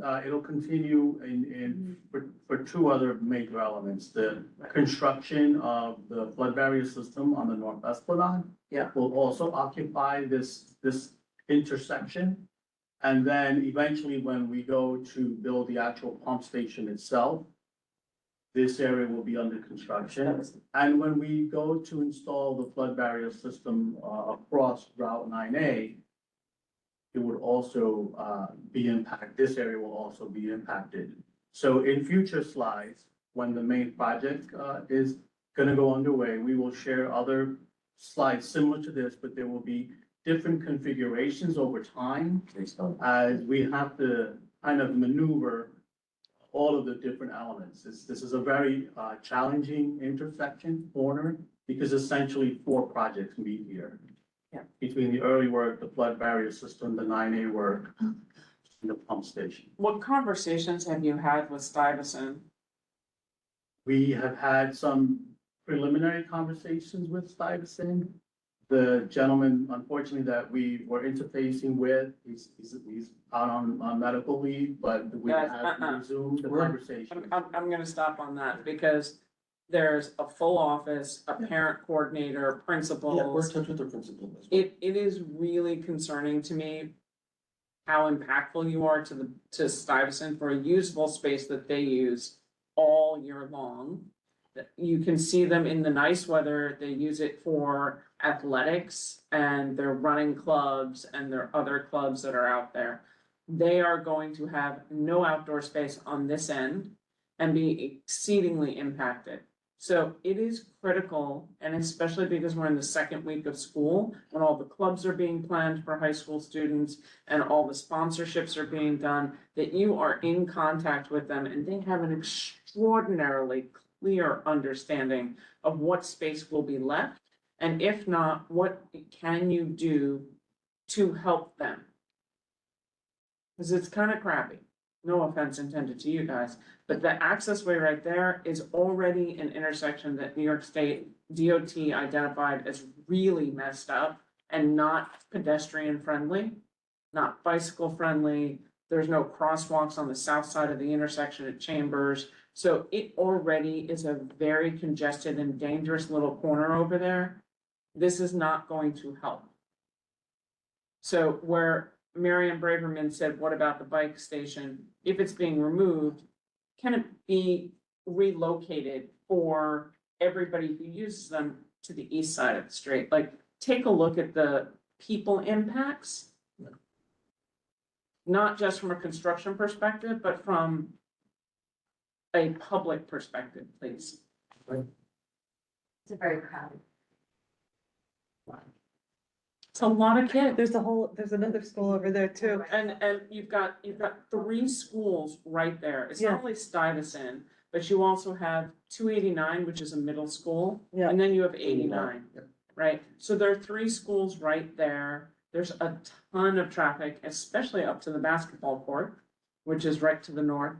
That seating area that will be removed from Hudson River Park is highly utilized.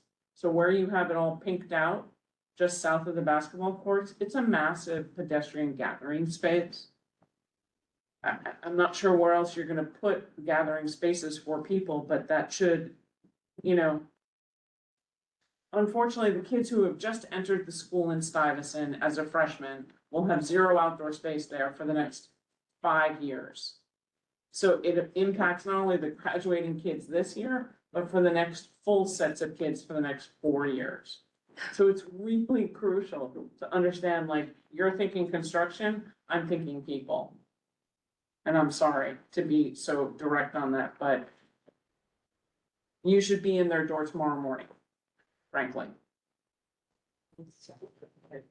Any other thoughts on this phase 2? Oh, yeah. So I have a question. So the barriers that you have up where you're putting the bike lane, right?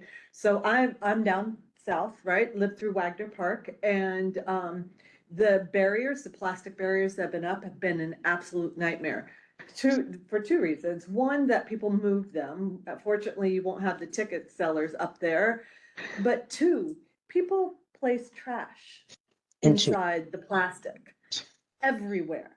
And you're gonna have kids and you're this, and people sit on it and they do all sorts of things and it becomes seating. Now, Tammy mentioned we have no public seating. People will surely sit on top of it if they're plastic, right? But people put their cups in there, they take bags. I can't explain why, but we have a big garbage problem right now. And it really concerns me too, that it's on the river and that'll just blow right in. Right now it's just everywhere, but you can see the massive amount of garbage. So I would ask, 1, who's gonna clean that up? Because you're gonna need extra people there. And then 2, I have a question about the sewage output. Are we improving that, or are we still gonna just dump sewage into the river? Still dump sewage in the. Yeah. So all this, and we're not gonna improve that? It's not a treatment, That's correct. it's not a treatment plant, correct. That's been. Thank you. Questioned. and You checked. can check the EIS, it was ruled acceptable. So, and a lot of it is stormwater. Yeah, no, I know what it is. Yeah. Those are really good points. I assume you are all recording what Christine said. sorry. This is Gentleman Mary over Ann. there. Question. Hold on, Yes. Miriam, there's a gentleman in the room with his hand up. Okay, So I thank just want to try to understand, so, there's basically a large barrier that's where the construction is gonna be happening. Is that another gate on the other, or fence on the other side that people are gonna be traveling through? Where you're rerouting the pedestrian traffic and the bikes? The pedestrian traffic will be along the bulkhead or along the river's edge there. There's a 10-foot walkway just just west, I should say, or page north, page up here would be the pedestrian walkway. So the pedestrian walkway is, although it's narrowed, it maintains its continuity. The bike lanes are going to be redirected to the west side of the Pink Enclosure. And will you Right. prevent bikes from going onto the North Esplanade? Yeah, they will be, the bike lanes will be self-contained the way we did a similar configuration last year where we actually had a much sharper turn where we did the exploration work within Stuyvesant Plaza itself. How wide are the? Wait, I would have been. Okay, just a second, Okay. I'm trying to make sure I understood it, Yeah. correctly. So what are we doing, because I can't visualize this from this, with visibility and maybe perhaps lighting at night? That we'll have lighting. That will make it visible for pedestrians, but And not the- necessarily affect the residents. No, the lighting will be down, it'll be towards the bike lane. And where the pedestrian walkway is between Stuyvesant High School and Cloverfield. Thanks. I just want to ask, how wide is it currently, the pedestrian path that you know? Oh, it's gigantic. that's, It's the entire space. Right. It's the entire space. I mean, we're that's talking being about taken taking away. something that's, Wait a minute. Coming from the north, from Hudson River Park, I believe it's 22 feet so you're cutting it approximately. in less than half. Yes, it's, most of it on the north of the North Esplanade is a very large planting bed for HRPK. Right. You have so much more space. I Right. mean, have you looked at this in terms of just safety and basic, movement through and circulation? I mean, I assume you We- have, but it's we- just we so have- extraordinary. We have presented these to multiple agencies, Including Hudson River Park, I assume. the Hudson River Park, DOT, state DOT for the bike lane. The bikes look like they have ample spaces compared to the pedestrians. I mean, that is just extraordinary. Anyway, Well, there's a huge amount of joggers. Like, Yeah. this neighborhood is already, Battery Park City is already just, between the clubs and everyone and walking your dogs, it's already way crowded. When you put this in there and the joggers come around and all that, I don't know. But you studied it, right? I mean, there's no other way to bring the bikes or one of the paths around. I mean, I know this was Or discussed. dismount zone. Yeah, I mean, this just seems like, you just look at that for anyone who, like myself, is on there every single day. Yeah. Doing light jogging. It's an impossibility. And there's I mean, it 3,000, really is. 3,000 kids at Stuyvesant 10 alone. feet, 10 feet, So you're kind of wondering, 3,300 at Stuyvesant. that's from here to there. Anyway, okay. Clarification, please, Just- clarification, Okay. I'm please. sorry, Mary, go ahead.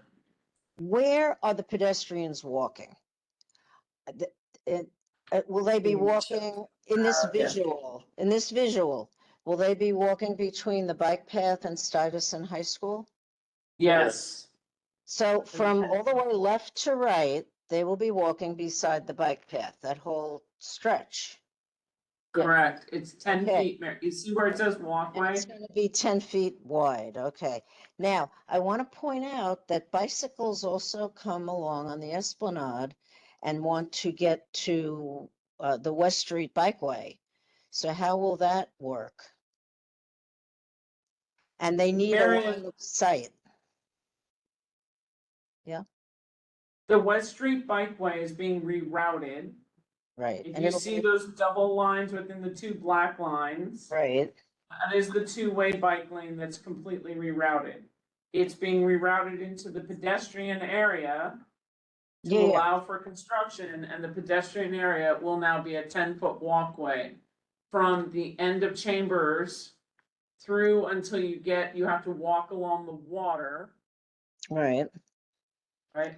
Until you get further up in HRP where you can cross to the regular walking areas. So if a bicycle comes off the what's marked Esplanade, right by the words Hudson River, they're gonna come towards the bike path. Now, I'm expecting there's gonna be a barrier marking off the bike path so people don't just step into it. Which is Yeah. why I'm thinking, That is the question. How can you have people who ride bicycles on the North Esplanade who are headed towards the Greenway? Well, And perhaps if have an there's opening. no access way to get into the Greenway there at all due to the construction zone, what's the plan for So that? as Can currently I just envisioned, say, can I just Let him say, answer. they've been riding, hopefully gently riding along the Esplanade with pedestrians. They can follow the pedestrians along and then come down on that downward slope of the bike path and join it there. But there has to be clear lines of vision all around if traffic is going to merge there, bicycle traffic is going to merge there. That's But the you're- point I want to make. The problem is, Marianne, you're putting bicycles into a 10-foot pedestrian walkway. Yeah, It's not gonna work. I don't see that. That's what I'm seeing now. That's what I'm seeing now. Yeah, you are for a short step if they're going north, but for quite a long stretch if you're going If south. they're going south, although they could all be directed north and then get on. It's not gonna be easy. Get on the bike No, path if to they're, then if they're, go if south. they're directed north to go south, they're gonna get, oh, I see what you're saying. They have to get inside the They mess and won't then do turn it. around. Bottom line, they won't do. Which kind of puts it back to what kind of wayfinding and signage are you gonna do on the Esplanade further back to encourage people to not go down the North Esplanade, Disembark and. right? Yeah, Yeah, they I should mean- disembark and come in and enter on Chambers Street if they're gonna do it, especially to go south. North, You're gonna have- you're kind of stuck, but to go south, there should be no bikes north of that block there. No bikes north of Chambers Street Because, that intend to go yeah, north.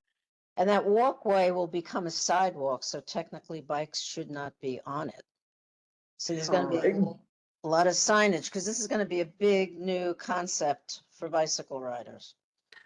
I'm gonna throw out there, again, I live down south and that no one reads anything. And not only because of the barriers, now we have people walking in there, They Right. walk in the bike lane. in the bike They lane. walk in the bike. With the bikes and people going on the e-bikes, it's a mess and we've lived with it for so long. And sorry you're getting it now, but I feel for you. I think you guys could have learned some lessons from the South Yes. Battery Park project where we have a mess over by Battery, the battery itself, battery. with tourists walking in the bike lane in the temporary bike rerouter because there's not enough pedestrian space. And that is the concern over here as well, and the connection that Marianne's talking about, local riders and other riders. Straight ahead, sir. Right? If you're gonna put barriers further down the North Esplanade that say dismount only or rerouting them from over in Rockefeller, that's the only way to potentially make this a safe area. And especially because you've told us this is over a year. That's gonna be just dangerous for a very, very long time. Somehow that whole area marked Esplanade, the whole North Esplanade, bikes are gonna have to be diverted before they get here to maybe come down Chambers and then join the bike path at Chambers and West Street, and they can go north or south from there. And if they want to, yeah, I mean, that makes sense, and it should be done for the duration of the construction, once this opens. I don't know that it needs to be the case after the construction's finished, but certainly for now, I think that's the only way to go. Is there some, I'm looking at either two of you, is there some sort of follow-up here to address what I think are really? I think so. critical I think signage wise, I think we can get pretty smart about where we put some signage in Battery Park City to direct people before they get to that kind of messy area to come out Well, of Chambers, so they're able to hit the bike lane either going north or south. I do wonder, and I don't want to commit to it, but just thinking out loud with you all here, if there's some type of presence we can have in the form of an ambassador or something along that upper area by the North Esplanade, just to try to instruct people as they're coming in about, hey, while we get used to it, here's the way that bikes can go. I think there is Would be perhaps a little bit of great. a heavier touch we can have, that we can actually have someone there to answer questions about how bikes go. It's So- nice to have someone there, but you can't guarantee that the person will always be there. That's the nature of the Right. ambassadors. You need to have a more robust plan than the ambassadors. They're lovely, but we all Okay. know that in Battery Park City, the numbers of ambassadors shrink. Specifically in Winter. Yeah, fall it's not through the solution spring. by itself, but it's Correct. part of a larger solution. So So- we'll take the back in terms of signage especially, and, you know, how else to And supplement that. Are there any Yeah. earlier plans that at all look at other ways to deal with pedestrians, to allow for more space for pedestrians? I mean, that's never coming back. There's no other way to look at this. There's no way to come onto West Street, other potential ways that address concerns about the, I mean, one way to do it is have shared space. We've done it in other areas. Where it's not, where you don't have the barriers, but it's shared pedestrian bikes for that relatively short distance. That's That's been done. dangerous. It's dangerous, but it may not be as dangerous as. it's I just dangerous think- for the Greenway. It works in the back of the marina because it's mostly pedestrians, less bicyclists. In this, you've got people literally traveling 25, 30 miles an hour. Yeah, no, I'm not suggesting that we micro design it here, but these considerations. clear. I understand what you're saying though, because if people don't You're gonna walk there listen, anyway. they're gonna, it's New York. You're gonna walk there anyway. I mean, but- I gotta have All right. hands up, and so, okay, tell me. Where you then- talk about temporary That's it. pavement symbols, and you've got Jersey barriers at the north end of the bicycle reroute.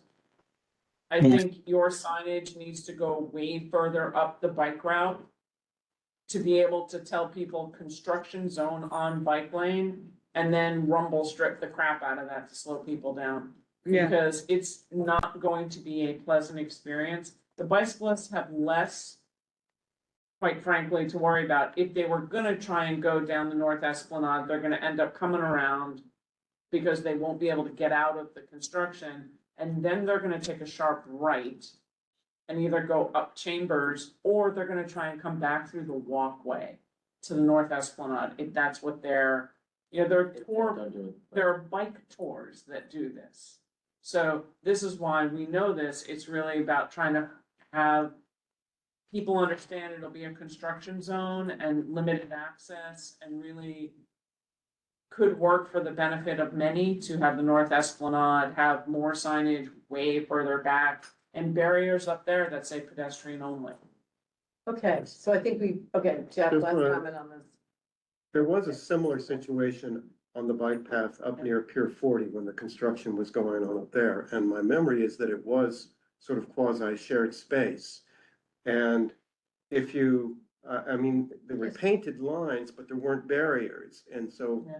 if you designate the bike lane areas with painted lines as opposed to physical barriers, then you would minimize some of these conflict problems. And you'd eliminate the trash.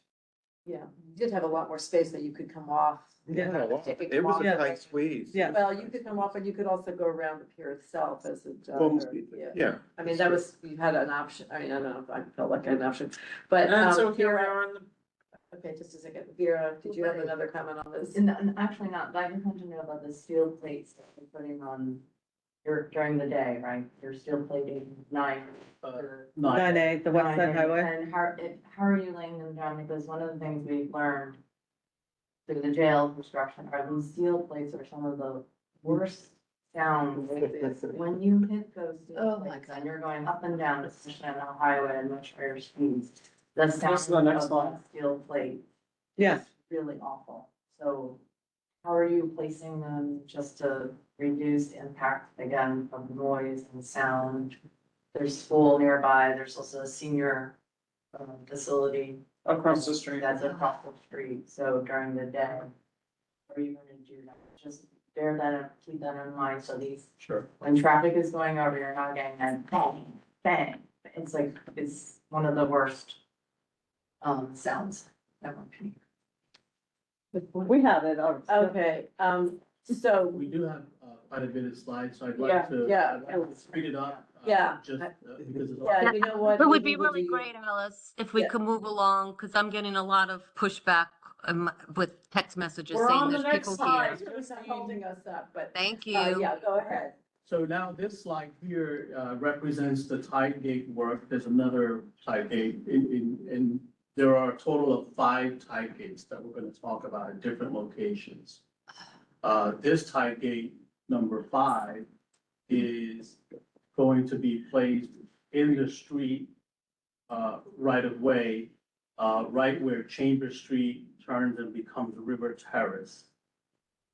This tide gate will require, as in the first part of the work, there'll be utility relocation, both Con Ed and telecom conduits, as well as some minor, small DEP piping, water lines, et cetera. And then eventually the containment area, which is represented by this green fence, the green fence will occupy curb to curb for the extent that you see here, which is essentially in front of Tribeca Point going west and then south. The excavation here is very, very deep. It's 27 to 35 feet down to be able to intercept the pipe that is currently there and install this tide gate for flood protection. The things that we've looked at here is North End vehicles coming down Chambers Street will have to turn on North End Avenue to proceed south. The vehicles will not be able to go west past North End Avenue. There is one exception, which is the vehicles that will come into Tribeca Park Apartments. They have an internal drive lane as a drop-off. And we would accommodate, we were able to accommodate them. We'll have 5 persons located at North End Avenue to allow those vehicles to come in and do their drop-off and then proceed back in the easterly direction. Move in, move out, emergency vehicles. I'm gonna ask sanitation, that, please. but in the interest of time, Yes. finish. Yes. Everybody gets a 1-minute question and we keep it going. So here what we have is we show some arrows for pedestrian circulation. The pedestrians will be able to use the sidewalks on both the north and the south, and the east and the west, depending on the orientation of what you're looking at. There are 2 minor exceptions. The first one is the work zone. You see the dialogue box. There's a work zone in front of Tribeca Point near the Chambers Street stair. That is to install the relocated telecom conduits that feed Tribeca Point. And there is drainage work that has to happen there as well.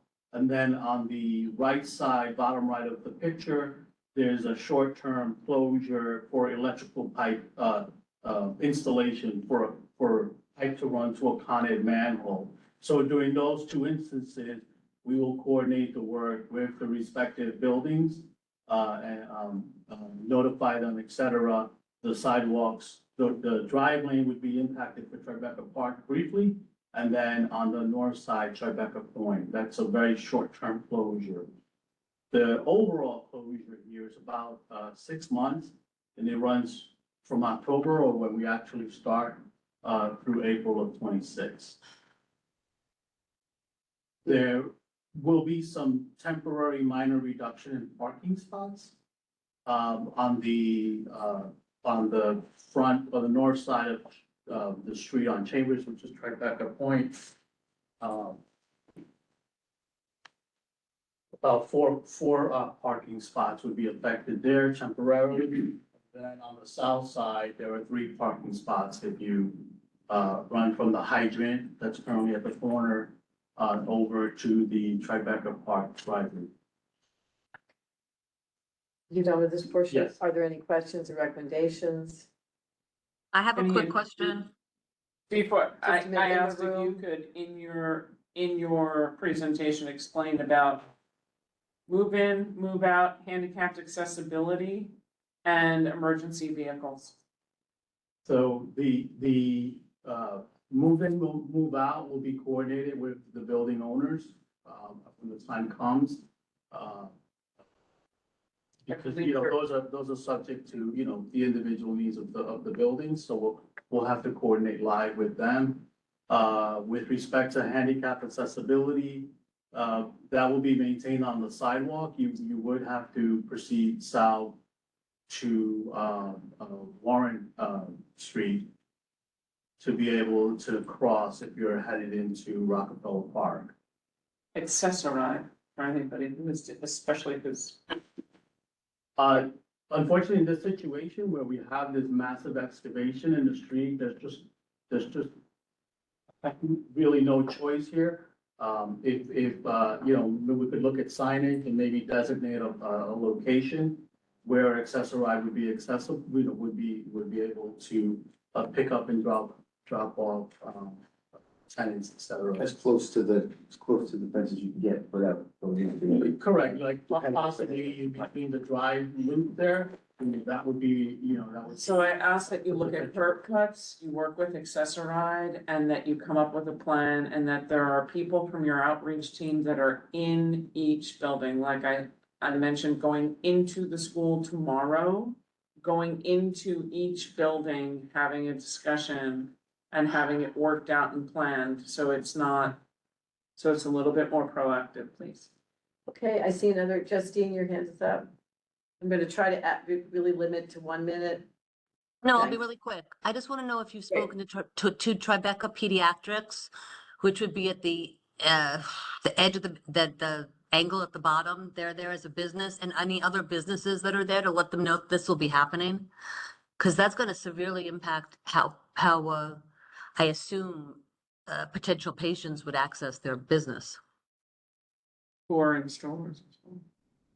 You know where they are? They're at the corner where those 3 Ps are. They're at the bottom of that corner, the top of the. So P. you haven't yet, but you will, or intending to do that, is that but you're My not. point is- I've said I will. I don't know if everyone has in advance, but I certainly can, sure. Thank you, Okay. Nick. If you need information for contact, I'll let you know. Sure. That's great, Justine, thanks. Anybody else? Okay. Move on to the next. Just as a note, Alice, very briefly for Tammy. We had touched on this before, but so we have it for the record. I'm advised by some of the folks on Turner who are on the call that we have met with Stuyvesant already and are scheduling a meeting secondarily with the principal and with the school construction authority. That's with respect to the work up by Stuyvesant HRPK. So the larger point is taken. Obviously, Thank can never communicate enough, but we are in contact and will continue to be with I Stuyvesant. think on this point, I just want to make one other point, that whatever this presentation is, that it is somehow easily accessed on your website. Often that's the case, and that somehow this is something that is really clear and, easily found. Yep. So that the world out there, outside of the 30 of us that are here, know what this is, because it is immense. It's And I think people will be shocked, and I would imagine, are you going building to building in these areas and giving flyers that indicate where this is housed on the website, so people can follow it? And there'll be signage and the like. Wendy, is that up? I mean, Yeah. it's, I'm stunned by it all, and I follow it. And then also, I find the drawings, and I know we've had this conversation before, and I don't know if it's too late here to do something about it, but even to the trained eye of a professional, I have a really hard time following these drawings. I can't imagine most people from the outside would, who are in these buildings would really be able to follow what exactly is going on. I don't know if there's any way to photograph what it is, show a 3-dimensional sketch of what this is, some other way to really make clearer where you can with overlay on drawings that show in 3 dimensions or a photograph of the site so people can see this is Stuyvesant High School and actually see the school, and they see that sort of cross-hatched area on, for example, a photograph of the site. I think, again, people suffer from the lack of an ability to really actually understand what's going on, if I'm not mistaken. So I would just point to that going forward and take it away. Chambers Street. Thank you. So here we have, two locations, where we intend to install some underground subsurface infrastructure for future rain gardens. The two, work areas are shown. One is at the, west side of, Warren Street, on the north or to the right. And then the second one is further south, just slightly south of Park House, on the west side of River Terrace. No parking impact here because River Terrace on the west side is no parking. And yes, we understand that NYPD terrorist, unit, anti-terrorist, utilize placards and do park there. But we will talk to, we will communicate with NYPD that this work is coming, just like we did in the past when we were doing the borings. There is a picture on the bottom right, of what a rain garden is, and there's a rendering in the middle. It's really a system to collect heavy rain, keep the water on site, as opposed to having it go directly into the storm system and, help overload, prevents the overloading of the storm system during extreme event. Is these always part of the plan or is this new? No, we've had rain gardens as part of our green infrastructure commitment, Battery Park City's commitment to green infrastructure.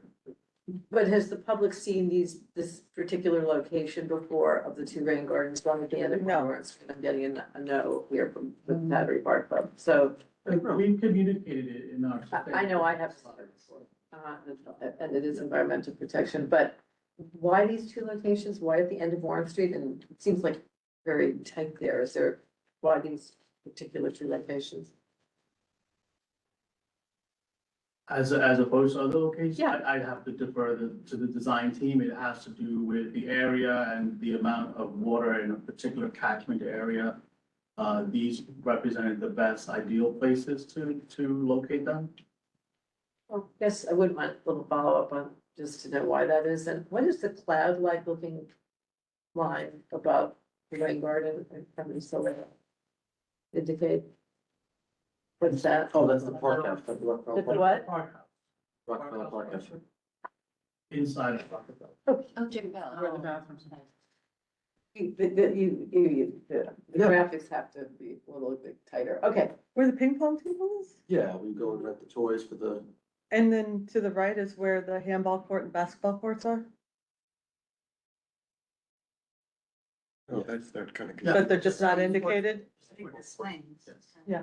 Can you, arrange to get us the plans of this, the design plans for these two rain gardens with dimensions and all, Nick, just because it would just be nice to be able to better understand what that's all about. Like right now, it's very unclear, so. So it's, if I may, very quickly, it's what you see today as a tree pit. Yeah. That is basically cobblestones and the trees. No, I know, it just looks like it's very big, like what dimension are we talking about? This looks immense. We haven't seen. No, that's the enclosure, the fence enclosure is to allow us to move infrastructure or extend the piping to create the subsurface infrastructure. The rain garden itself will live inside of, it's almost like the double sides of a tree pit.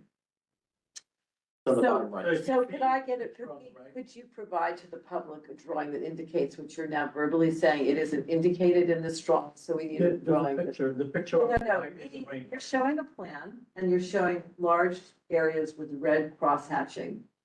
They are respectfully somewhat meaningless without understanding how that relates to where the rain garden is, Warren Street. It's undiscernible as to what really is being discussed here on this particular drawing, if I may say. So I don't know if I'm alone on that. I understand what a rain garden is, it's a wonderful thing. Just curious, it's the first time I've seen it. I think our whole committee has seen it. So just whatever plan that came from. And I see Christine's hand is up and then. Yeah, I see you're relocating the city bike station that's over there. So I just want to point out that that is something that a lot of us use. I have my helmet in my bag right now. So that is the next one, is that, right? So is that the one where the farmer's market is right now? Kind of where No. the Irish Hunger No. Memorial is? No. This Help isn't it. me. It's for, help me. Which didn't- city bike station I is didn't it? know there was one there. There Close is to a River city Park. bike station. It's Can down you another just block. tell- Down another block, okay. So I would like to know, if you could please let the public know where those city bike stations will be moved, the lift stations, because we need them. We use them. It's public transportation. If I could add, there is a city bike station along this stretch. I don't know exactly where it is. Maybe that's Murray Street. on It's the- being relocated. Do you see on the No, bottom? no. Wait a minute. Partially really. So Okay. are you talking about the verbiage on the bottom left? Okay. Whoa. All right. So And- these two drawings with the crosshatches make me think there's going to be no traffic in this stretch of the road during the month. I think it said a month that this would get done. Is that No. correct? No, take a look at the sign, take a look at the arrows. I mean, the gentleman shows that you'll have to drive around it. Well, Correct? no, wait a minute. Yeah, the road's gonna be partially closed, it says. I Yes, think it's it- February fully to May. closed. You're How much closing- roadway is left? That Are was you what- closing just those Yeah. particular portions that you have hatched off, or are you closing the road? No, Well, just the- whatever is in the hatched area behind the fence would be temporarily closed to. And effectively traffic will allow- drive around it. That is correct. When we are I actively don't- working, I- we will have persons there on the east side of the street, making sure that the traffic moves smoothly. Oh, okay, now, So There- what happens at night when you don't have flaggers? The road, one of these streets will be converted to either northbound or southbound. We are in discussions with DOT with respect to if we temporarily make this a one way lane. So DOT is not looking at the handicapped accessibility necessarily coming out of the buildings that you're working around. And the curb cuts, which have always been a challenge in Battery Park City. For handicapped accessibility, not every intersection has curb cuts that make it viable. Dr. K can well advise you on those kinds of concepts. So it is exceedingly important that beyond the conversation of one-way traffic or two-way traffic, that the accessibility issues are taken a look at to make sure that anybody in a wheelchair, anybody with a stroller can actually walk the sidewalks up and down without trying to bump up and down, that there are curb cuts everywhere for them. And if they're not there, chop up and make a curb cut, please. And the fact, if every building has to be able to operate during this, to make it at least somewhat pleasant, meaning they have to be able to get deliveries, they need their sanitation pickup, they need to have move-ins and move-outs. So those kinds of things DOT is not looking at. We rely on the Battery Park City Authority, who's really good at that kind of stuff, to engage in that way. Because what we don't want, and especially around the parks, is not to be accessible in any way. That's a good point. Yeah, and just state your name, I'm sorry. Hi, I'm Frank Messino. I live in Rivermore. This stretch is a particular pinch point now because there's a public restroom in the Solaire. And we've got cab drivers often stopping their taxi drivers, Uber drivers to use the bathrooms. So this is gonna further complicate that. I've not seen this before either, and I've been watching this. If we've got one block to the right on this map is gonna be Chamber Street, which is closed. And then we're gonna have this, which is gonna be a pinch point. And then we're gonna make a road one direction. It's gonna create a nightmare for people trying to access their homes. This work, I apologize, this work No, no. is after Chambers and River Terrace work is complete. So as we work our way south, So what's the date on top of this? February it starts? leading towards May, yeah. The next year, February, March, 2026. But the other work is gonna continue through Through April. April? Right.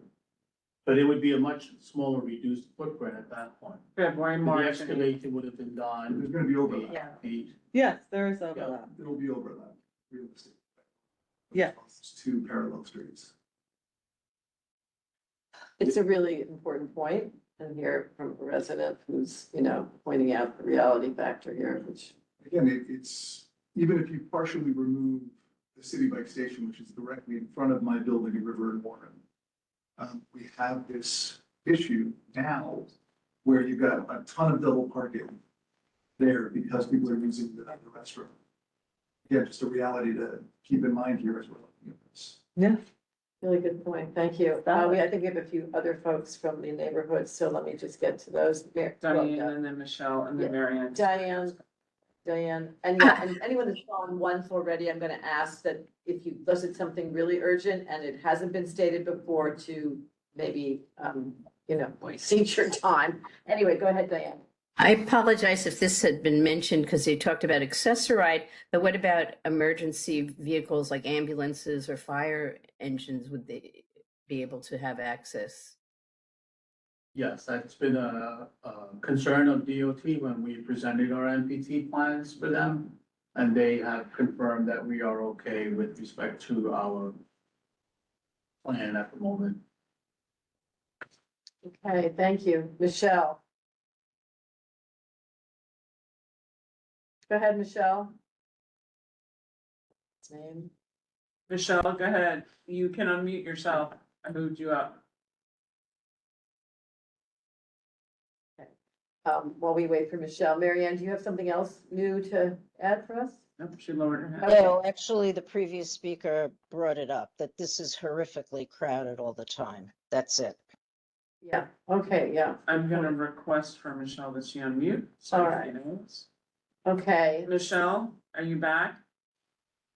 Okay, so maybe we'll catch her the next time. Okay, go ahead, continue. Next slide, please. Again, can't argue enough about the city bike stations, which I find really funny coming from me, just saying. But if you're getting rid of the major one that's over by Chambers, which is the largest one that we have, one of the largest in the north side, you do need to be very careful, because on every slide it says, get rid of city bike station. You just gotta be careful. Okay, go Okay. ahead. So now we are at Albany Street.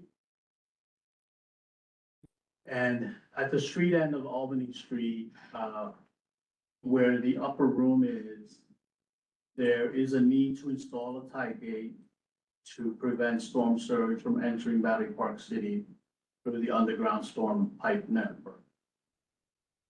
This will require the upper room to be decommissioned.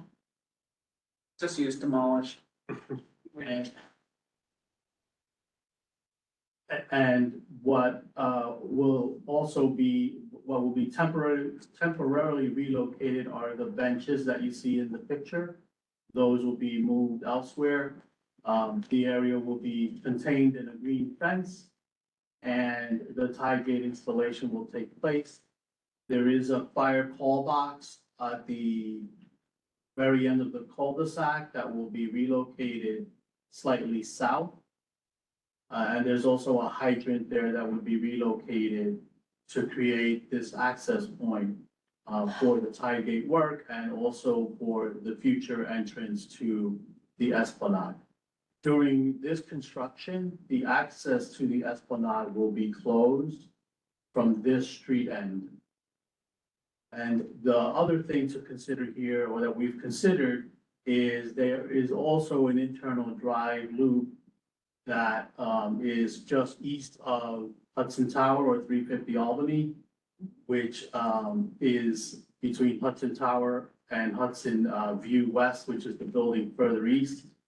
You'll see the two Bs that represent vehicles going inside and to an internal drive lane that serves multiple buildings on that city block. That is the reason why the fence is partially running east-west along the street, and that's to allow the vehicles to come in and access the drive lane to the building. I go first for questions? Go ahead, Tammy. So Albany, the tower that's there on Albany Street, their residential entrance is right where those two Ps are. How tight and narrow is that sidewalk now? Can you be off the sidewalk to allow for, it looks like there's barely any pedestrian room there, and that's where their front door is. For the tower. Yes, we can look at potentially moving that fence slightly north to maybe say, try to stay at the curb, at the edge of the curb. But we do need the width to be able to access the esplanade and then do this tie gate work. Because this is a large excavation, and we have to work the excavation from either side. We can't work it from the west side, we have to kind of work our way out from west to east, and we have to flank it on both sides. So on the north side, where your extension goes east, there's a restaurant with outdoor seating right there. So it's a little confusing to me. The restaurant is further. Is it further? It's off the Yeah. picture. So, That's the height, right? It's about mid-block. so you will close the sidewalk completely at that point, No. where the green is? Oh, where the green is, yes, but nowhere near Nowhere. Treadwell. Okay. Treadwell is the restaurant. Yes. Yeah. Yeah, no, we're not that far east. And what should the people who live in the 3 buildings that are there and the townhouses be expecting Yeah. in terms of construction time, construction noise, and what kind of mitigation are you doing in this zone? So in terms of the time, that's under the WEN, which is 6 months from October through March.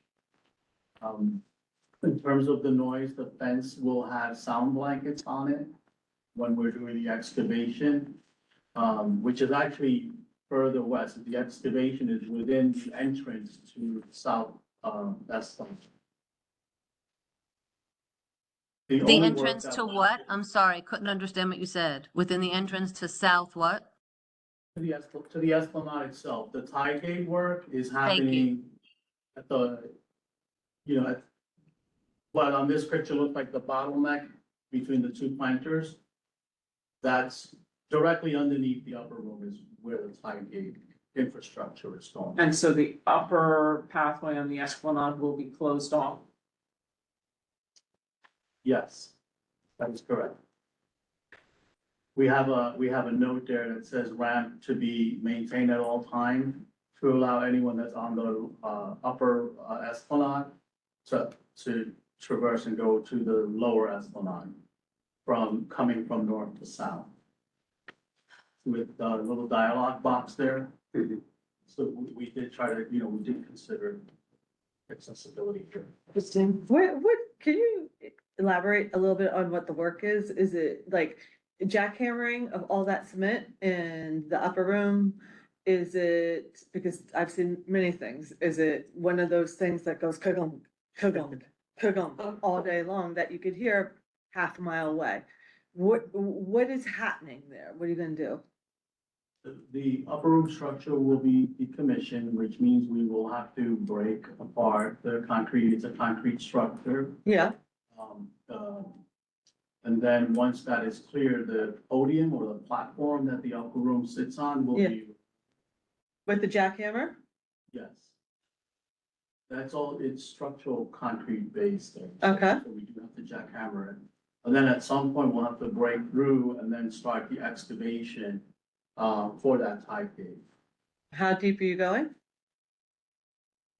That is a 15-foot excavation. Great. So then the other question is how are you gonna mitigate the dust that the people all around here are gonna experience? So the dust would be watered down, would be hosed down during the actual demolition operation, and then, during dry periods, we'll have to hose down the dirt that would be exposed once the excavation takes place. And how often will you measure the air quality? Continuously, we do have an air and noise monitoring program that's been developed. Would you mind when you send us updated information let us know where the air and noise monitors are. Yeah. Yep. And also, how often will you be providing the AQI for residents? Is it gonna be AQI is once a air month, once a quality week? information. Yeah, It's an index. Air quality index. We'll collect the data and then, we'll have to work out how the data is. so we had asked Battery Park City Authority to install independent monitors as part of the program for the entire project. It was one of the strong asks the community had with real-time monitoring and real-time reporting. So if there was anything, because again, everything was built on landfill, we don't really know what's underneath, right?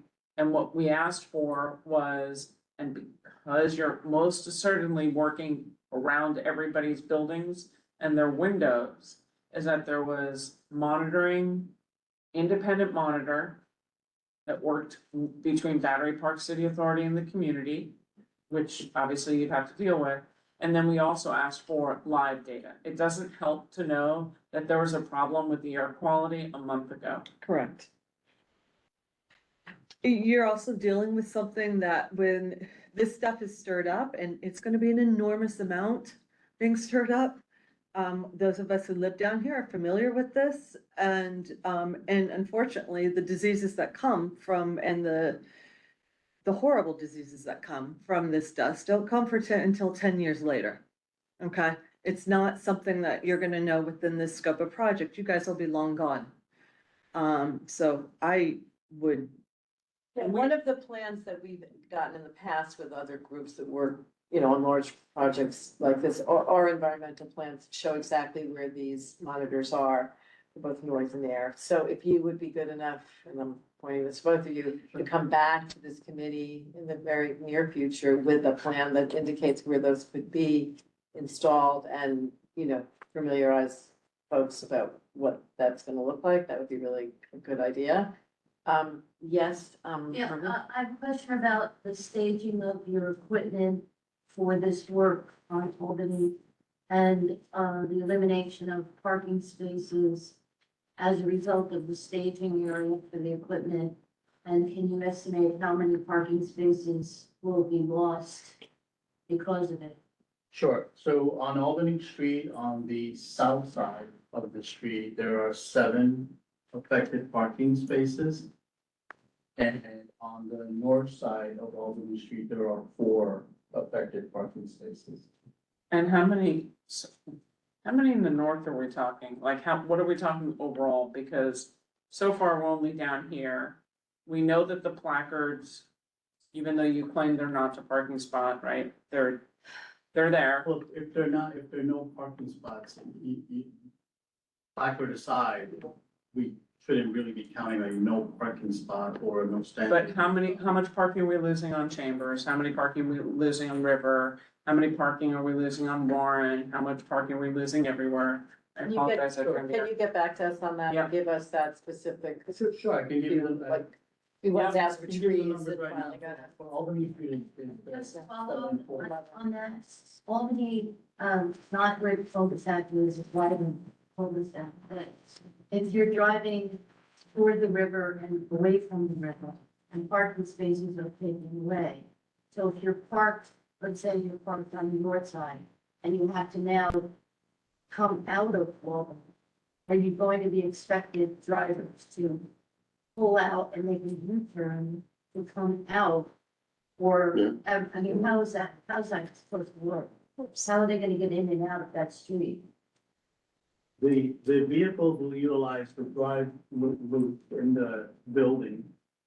Trucks would have to be backed in. We would coordinate, any trucks, loading, unloading. For tenants. Yeah, How are you gonna, expected I building. mean, for hire vehicles that come to pick up from people and accessibility issues for people who live in that building? How are they gonna get, if you have an accessoride come down, how are they gonna pick up at that building? You have a valid point. We'll go back and look at what we can do for the accessoride. I think the answer there is we'll have to designate a spot a communal spot for accessory, right? To be able, for the respective buildings, tenants to access the most convenient location. I don't recall, I'm sure this, but we reviewed all of this, but where is is the title gate? I'm sorry, maybe should know this, I don't remember. It's above ground. No. It's on, the This title gate is all under. Okay, and the CSO is the new CSO in this location, not. So there's an existing, It's there's existing piping infrastructure here that goes into the river. Basically, what we're doing is we build a room or an enclosure or chamber around this pipe. And we break into the pipe and then install a tie gate. A tie gate is nothing more than a flapper. Right, okay. In simplified terms, to prevent the river water from coming up and out of all the catch basins in a condition where the river water is elevated relative to Battery Park City. The water will naturally flow backwards and come out of the catch basins if we don't install this tie gate. Thanks, that's really helpful to remember. And lastly, with the piece, which I assume is called Upper Room is the name of the piece. Is the artist aware of this and this has all gone through what needed to go through? Yeah, I assume that, yes. Okay, anybody else with burning questions? Because it's 20 of 9, so I go ahead, know. Justine. Thank you so much. Sorry, I've had my hand raised for a bit and I see Mary Ann's hands raised for a bit. Question here that I don't know that you addressed is how are people going to load and unload if they're moving in and out of the building? And how are they going to get deliveries? That's into Hudson Towers, which seems to have their entrance affected. Was that already asked by Tammy or is this a new?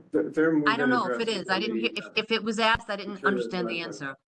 All right, you could quickly summarize it. Yeah, we'll have to designate a spot, which is east Okay, of so the you don't, Benson that's fine. Road. Okay, that's okay. And then that ring road is the road that's their driveway road?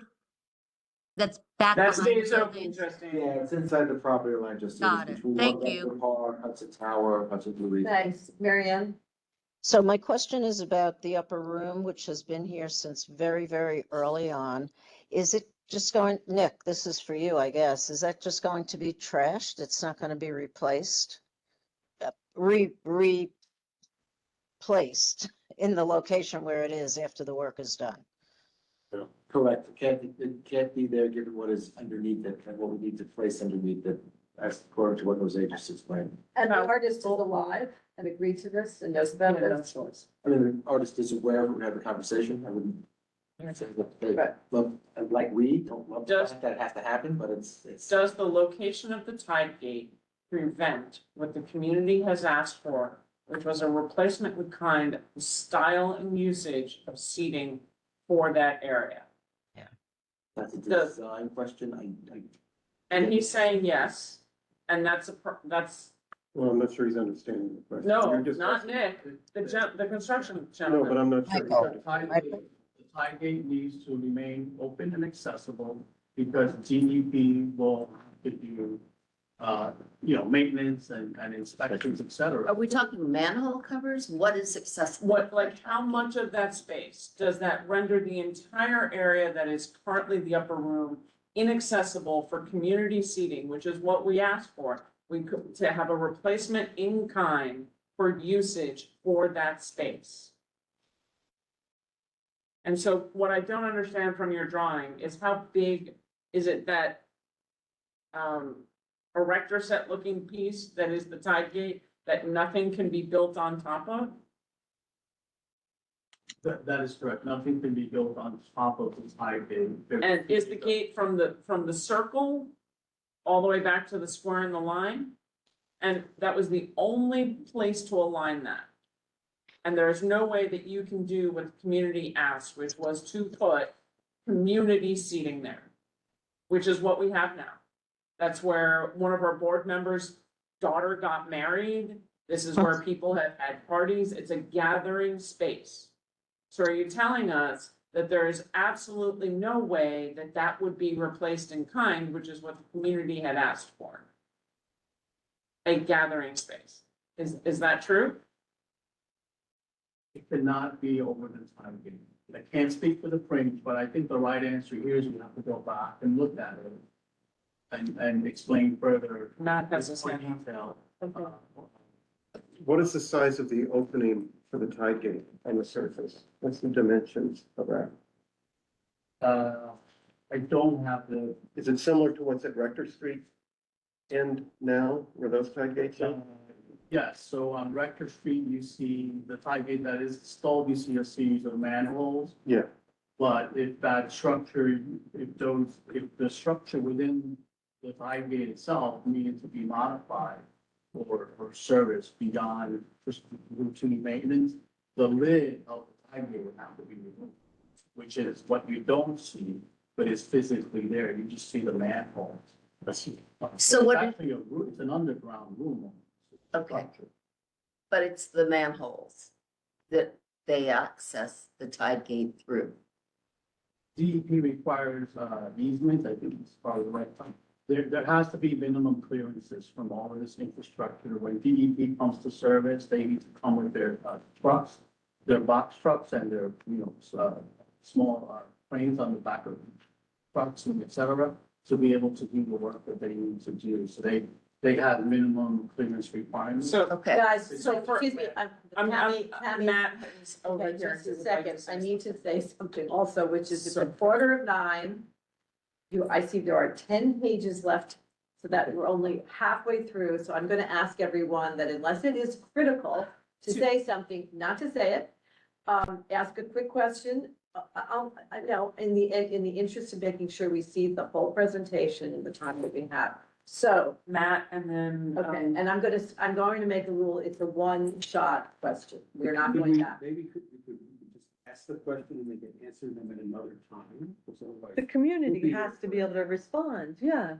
I tell you I what, think why he don't I has to ask be my able to question? weigh and in. then you- So But I'm just it would be saying, great, let's Alice, start if the with community Matt. that's Okay. here could actually speak. So, yeah, Yeah, Good. but if So I'll ask my Matt- question, then maybe you can answer it, or maybe you have to get back to me, but let me ask it first. A comment, not a question, is that there's like 5 buildings that are serviced by the road that has a U-shaped road that goes in at the western entrance where you got an arrow, and it goes around and out at the eastern side there where there's the little arrow there as well.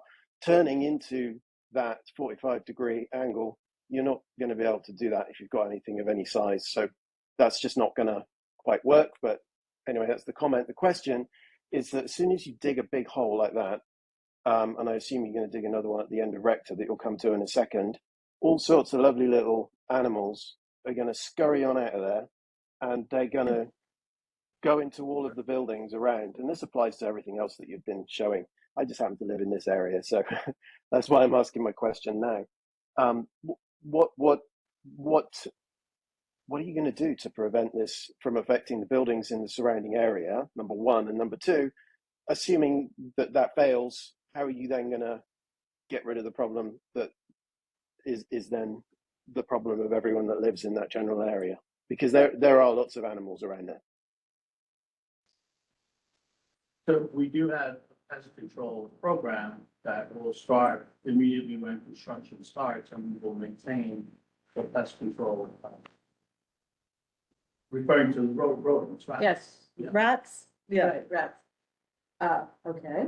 And then. you And know, will as part of that our go into the construction buildings as well, or just the building site? Or will you go into the residential properties and help them if that problem spreads? No, So Matt, what Matt's asking you for is to coordinate your rat mitigation with the building rat mitigation. So you're not mitigating for rats, and then they all run to the residential building, then the residential building mitigates, and they run back. So coordination of mitigation between the building and your project. Does that sound right, Matt? Yes, absolutely. I'd like to learn more about that. Yeah. You can report back Thomas, to us. That would be great. Justine, I'm muting you. I think we have, a lot that of people and I think Richard's suggestion was very good, to elaborate on all of this where you'd like. And I'm taking notes, of course, where you are, to please get back with a little more detail, which will then distribute to all, including you, Matt, in this particular case. So Thomas and Gila, you're on. Oh, Tammy, can you hear me okay? Yes. Great. So I live in Liberty House, which is at the intersection of the Esplanade and Rector Place. And this past winter, when they did a lot of construction work, I forget what they called it, tidal gate or a floodgate or whatever. It's all, it was several months of construction that was quite disruptive to the people who live in the buildings that are adjacent to the Esplanade, meaning 377 Rector Place and 380 Rector Place in particular. What one thing that I did observe is that the construction workers who would drive in every day from the suburbs, because they don't live in Manhattan, they live out. They would drive in with their personal vehicles and they'd park in the no standing zone and they park wherever they wanted on the street. And then even if a cop came by, they'd get the wink wink and they'd have the orange cone on the roof of their car and they'd have the vest in their windshield, the orange vest in their windshield, and they wouldn't get told to move to take their cars away. So I'm asking Nick, can you commit that any additional Yes, work that's going to yes. be done in these side streets, you will prohibit the construction workers from parking their private vehicles in the no standing zones that are essentially been blocking the uh, access for emergency vehicles. The reason there's a no standing zone there is because fire trucks can't make the turn if there's a car parked there. So Nick, can you make that commitment tonight in front of all these people? I can. I've gone down there personally, Tom. It drives me nuts. I can promise you from the bottom of my heart, I've personally gone down, I've gotten called from building supers, and I've called the contractor and said, you have to move the car. So I can't promise it's never going to happen because to Christine's point, sometimes New Yorkers or people who drive into New York don't listen. But call me or call Michael, who's represents back this presentation, let us know and let them know that they cannot be parking their personal cars on the work site. If it's a vehicle that is associated with the work that needs to be done for the furtherance of the construction, yes. But they have to find a different, and separate spot to park their personal vehicle. It drives me, it makes me see red. Okay, thank you. Yep. That was good. Justine, last question on that section? No, well, I'm going on to Rector, which we haven't talked about yet, but Oh, okay, so so, but we are moving on to Rector moving to Place. Rector, If yeah. they could please present first, Justine, before you ask your questions, so go Sure. ahead. Sure. So Rector Place is going to be similar to the work that took place under the South Static Park City project, in that there will be a new tide gate installed. This installation of the tide gate will happen in the north planting bed to the right of the screen. And then as part of the dewatering system on the south planting bed, we will have a water filtration system to deal with the water that is the well that's created. The green represents the fenced in area. The turnaround at Rector Place will remain open. DOT had similar concerns about, emergency vehicles being able to do the full loop and turnaround there. The residents of Liberty House on 377 Rector, their experience when they walk out of the building is they'll make a left and turn east. Pretty much what they do today while the local law 11 work is taking place, the overhead facade maintenance. It's the same experience that they have today. Okay. okay, now can I go? Questions? Yes, Justine. Okay, so my question is, why are we having to do this again? We lost this space last year for I forget how many months, and now we're gonna lose it for another 6. So why couldn't we do it all then? Or did something new come up? Question 1. There are two different piping network or systems, if you will. The South Battery Park project addressed the piping that was coming from the South DPCA, points south of here, and they intersected that outfall and did their tide gate. The North project, which was designed later, addresses the piping network that's coming north of Rector Place and exiting through a separate pipe. There are actually two different outfalls at two very different elevations, and that's the reason. They run parallel, but the one is small, one is very large. The design and the advancement of the design is what led to these decisions to do the 10 gates separately. Okay, so something changed. Will we lose parking this time? Regular parking spaces, will we lose? It's important to everyone who lives over here, though. Yeah, I it mean, is. People care about parking and walking. And then I have one more quick question. So it's a yes or no. Will we lose parking? Yes or no? Yes. Yep. Okay. If you could add this to the list that Tammy asked you to know how much. And then the last question is, because I don't remember what the other one is. Are we staggering loss of access to the Esplanade? So Albany will be a certain time. This is March to August. Is it staggered? Yes. This is March to August, and the other one was October to March. So the question becomes, at any one point, either street will have no access to the Esplanade. Either, but Correct. not both is the question. Yeah, that's what I'm asking for. I do want to say to committee members that after 9, those of you who have to go, I recognize it's going to be late. This is a very long project, but I also appreciate the community's tremendous concern, rightly so, on this project. So for committee members who have to go, you get a pass, you can watch YouTube, but I do feel like we have to honor the community. So that Maureen. said, we will continue. Maureen. Hi, Maureen, thank your you. turn.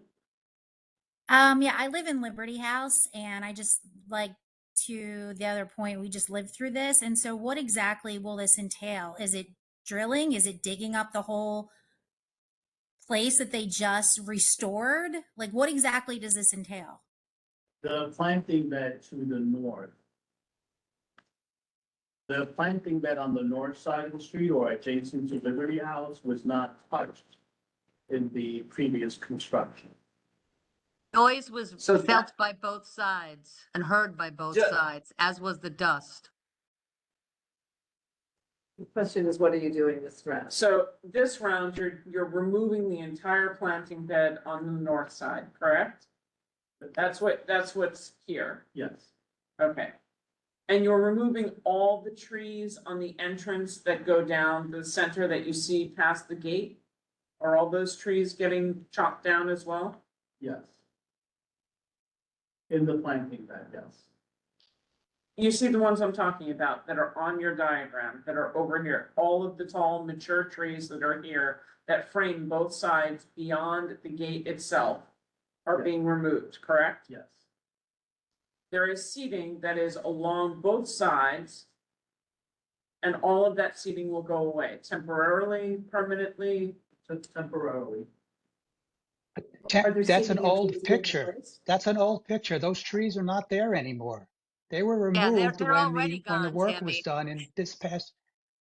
That's an old Yeah. Right, picture. but there are more trees on left and right of this that are Correct. disappearing, Correct. correct? More Correct. are going. But down the center, as you walk towards the Esplanade, all of those, there were 2 rows of trees and 2 large beds that were raised. They've been taken out. I'm talking, I know that it's also the ones that are over by Liberty House are coming out. Yeah, well, that's Tammy. That's a planting bed. It's like a big garden. There's trees in there. There's shrubs. There's all sorts of vegetation. And that's With all that being purple, removed. Yeah, I where mean, that 'cause- purple, where the purple dot, where the purple blotches on that diagram within the green square, Yeah. there are trees there. There's all sorts of yeah. That's exactly where you're Yep. pointing to. That's exactly it. That's what Other questions? And there is absolutely no way that you can manage to provide any kind of access for the term of this part, which is through the summer season, access to the Esplanade. That is correct. There's no access. And the reason is The north side is fully excavated where the planting bed is. The filtration system will be on the south planting bed. And our only access to be able to do the excavation and do the installation of the piping from that middle portion that you see today. And there's no opportunity on the south side around the construction to provide a pedestrian path to get to the Esplanade. That is correct. Didn't you just put new plants there after you finished it? Okay. Yeah, they put plants there. Yeah, Minimal. yeah, they There, did. but they They didn't put put- new ones. Are you gonna get rid of They them? didn't put trees though. They just put little No, little but they put small little. plants. There are plants, there are new plants there. They don't look like much. Yeah, they The temporary planted some planting. small stuff. So the answer to the question is the temporary plantings will be removed. Okay. All right, now we've moved back up to the north. This is slide 14 of 22, just so everybody knows. The last three are just, thanks. Cindy, for Okay. Okay, so our easy place, and here there is a very large tide gate. There is a large pipe system that currently is under VZ place. That pipe will be, that pipe system will be interrupted. We will install this tide gate. This requires Con Ed, power relocation, water line relocation, health common relocation. There's a lot of infrastructure needed, relocation needed, and those are those like dash lines and other kind of random looking, I like to call them spaghetti, but that kind of, those are represents the changes in the pipes and the routing. And that's why the area itself is larger than the tide gate that you see there. Access for the work will come in off of North End Avenue, and we will utilize the existing planter that runs the length of BZ Place from North End Avenue up to close to the 300 BZ and just to the limits of the upper Esplanade. The work here in terms of public access, pedestrians will be able to access the ferry terminal through the south sidewalk of BZ Place. There is clearance between 300 BZ and the fence there to allow pedestrian circulation. And on the north side, the public can also access the Irish Hunger Memorial through the north sidewalk of BZ Place and proceed west and actually under the overhang that is created by the Irish Hunger Memorial and then work their way north and into the memorial or north, points north of the memorial. Handicapped and stroller accessibility, because that's a staircase on the south side that has not been considered. The only handicapped accessibility to the ferry terminal is from the north side. So if there's no pathway around the north side, there's no handicapped accessibility on this area. It's envisioned to be around the Irish Hunger, around the Lily Pond, the northern ramp that takes you from the upper part of the Lily Pond down to the lower Esplanade. There'll have to be a bucket of signage because there's no, that will not be clear. Justine. Thanks so much. Sorry. Okay, so my one question, it's pretty simple, is all the stuff we're talking about, and I'm going to assume the next few slides, this is all the site preparedness work. So this doesn't even start the tolling of the 2.5 years to 5 years. Is that a correct statement? Right. And it's 5 years. 5 years, yeah, well, depending where you are, but that 5 years total, but each section is gonna have 2.5 or so, so we don't even start that yet. Except the north and the North Cove Marina, it will be for probably the duration of the project, we were told. The North Cove Yes. is the majority of the 5 years. Other Yeah, that's the portions are 5. not. So you're adding an additional year on to the base core of the project for Basically, for this the, site what do you call preparedness. it, project readiness. Yeah, So is that a true I statement, don't Ned? know if it's exactly a year. Go ahead, Jose, I think it feeds into it. but- In this location, the site readiness role is what allows the main project to proceed. Because we're removing, not we're relocating the infrastructure here to make way for the bridging structures that go over the past. That's So before here. you even get going, I would like to understand from Yeah. your perspective, Thank you. what other staging areas were considered, for example, that were not public space and public park? That it is sort of abhorrent to me that we are losing public space and a public park, a pump house park, for staging. I understand you need to work there, but closing a park when everything else is a mess around, and this is a highly utilized, valued park, is somewhat on the unconscionable side to me. You're closing the entire thing off. You're not even leaving the parts where people picnic. Why does the entire public park have to be closed off? And you cannot close off the back end of North End Avenue for staging instead? You know, a place, or the front of Brookfield that's just not utilized on West Street. So I just want to clarify the term staging.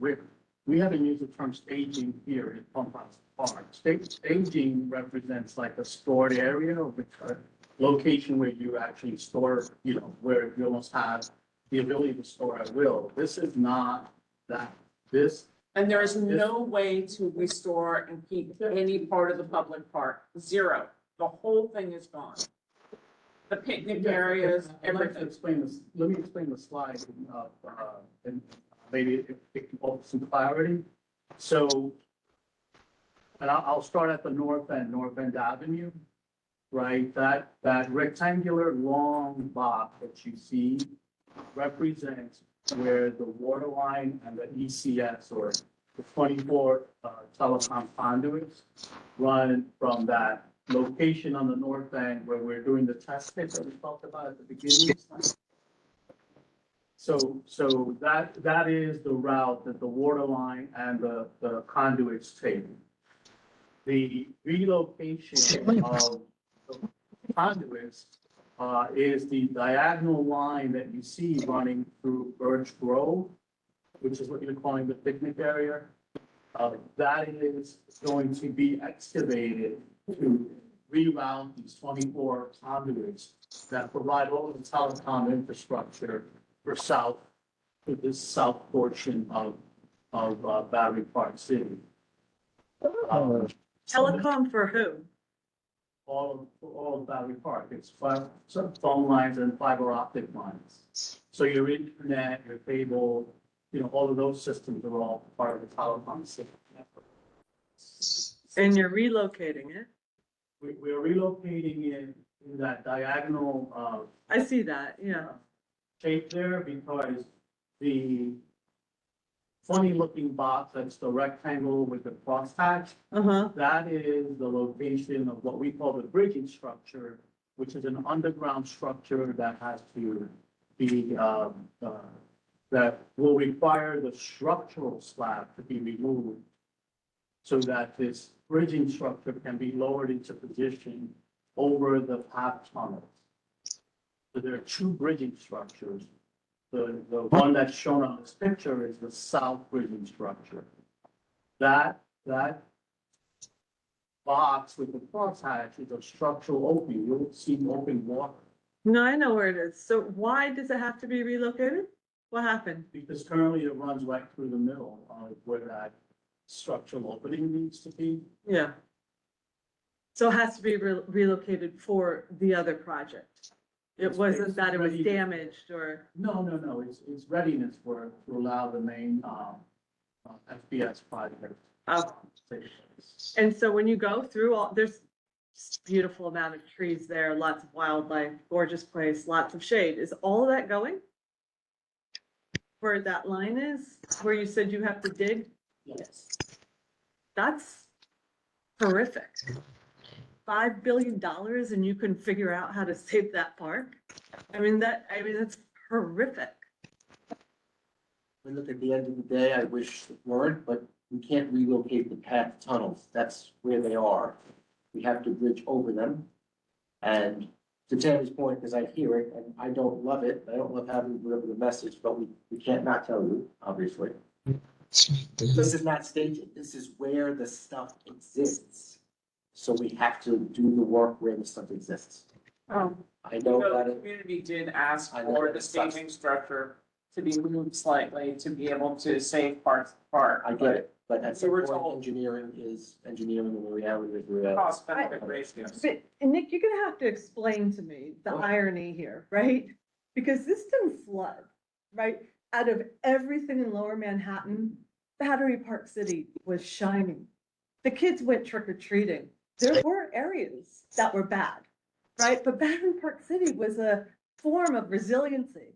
And here we're spending $5 billion where others can't get money in the seaport where there was 10 feet of water. I lived down there, I lived through it. And here you're destroying this entire neighborhood. You have the most money out of anyone. And you couldn't figure out how to do it like in a way that would save. I mean, this was already resilient. Right? That's a different discussion. Yeah. I hear you, Wendy, but you have, I mean, but no I one. understand, we're not gonna solve that tonight. That is. Wendy, I'm not looking to solve it. I'm looking to go on record. Okay? I'm going on record.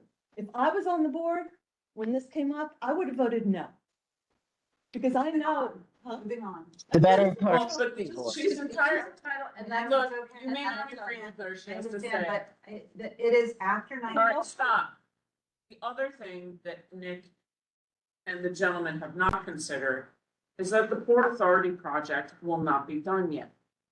So they are still in the back of Gateway working through this year. So we had, maybe I misunderstood this, but our understanding was that the Port Authority project was gonna end and then this started. This looks like they are completely overlapped. So Well, remember they had, the reason it extended is because the Port Authority found far greater damage underground than they Right. anticipated. I certainly don't favor delaying this by another year and a half simply because the Port Authority found different conditions. it's not about delaying it another year and a half. It's about a point of understanding and representing your maps accurately, because where you have access required for Port Authority, that whole area is closed.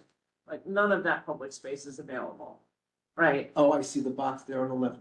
Yeah, all of that's closed off for another construction project, and Battery Park City Authority needs to represent that on their diagrams and everything we're talking about, because the public needs to know, like, when you take a look, you've shown us individual slides, which has been great for a deep dive, but when you put it all together, it's horrifying for where the access points are. And I am highly concerned about the interplay between the cars how they maneuver in and around the neighborhood, but really more so about the bicycles and the pedestrians. This neighborhood is all about the people and the foot traffic, right?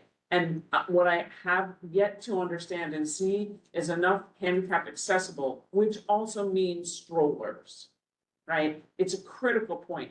We have people walking dogs. So when you're putting all of that together, and particularly in this area, which is a shared path, as Jeff was talking about, it's shared bicycles, it's shared dogs, it's shared pedestrians. I don't think there's enough room that's been left from the public realms.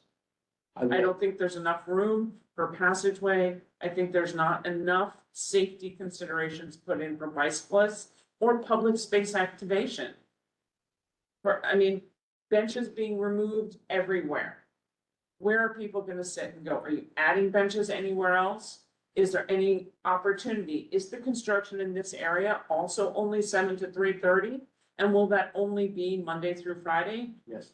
And there are no night variances coming for any areas. If there is the need for an variance, we would let the community board know that this is what we need to do, but. With how much notice? 7 to. With how much notice? Much as we can give you. Tammy, I'm here every month, you know that. and that's what It's we not, continue. look, I know. look, I know. it's not about me, it's not about the How people we- here. Okay. I will say, just for the benefit of the group, very briefly, when the Port Authority, and thank you, Jeff, first let me know that their work was going to need to be extended because of the subsurface conditions they found, my first thought was I want to walk into the sea. Once I took a deep breath, my second thought was, we got to get in front of the community board. My third thought was, let's get them with Jose to make sure that the work, while might be close, is not going to unduly impact your project. We're in touch with them. We don't think that it will. It will be in close proximity. Yeah. But they won't interfere with each other, and importantly, we're gonna make sure that doesn't interfere with the ability for people to pass through the neighborhood. But I get it, it's not pleasant. So I'm sorry that when you come and present next time, I would appreciate if we're going through one area, that the area is holistically presented. Because here now we have a lovely slide that should have been up when we were talking about the side of Stuyvesant and the back North Esplanade, because now we have more information that we didn't have when Marianne was speaking, right? So you've got your point of connections. I understand this is a different maybe time in part, but this is the connection of the North Esplanade into the other area, which does not look accurate based on the other slide that you showed us. Can we let them present? And also, I see people are dropping off and having to leave. If you'd be good enough to make sure, Nick, that you share with all folks that were here where on the website this presentation will be. Matt, I saw your question.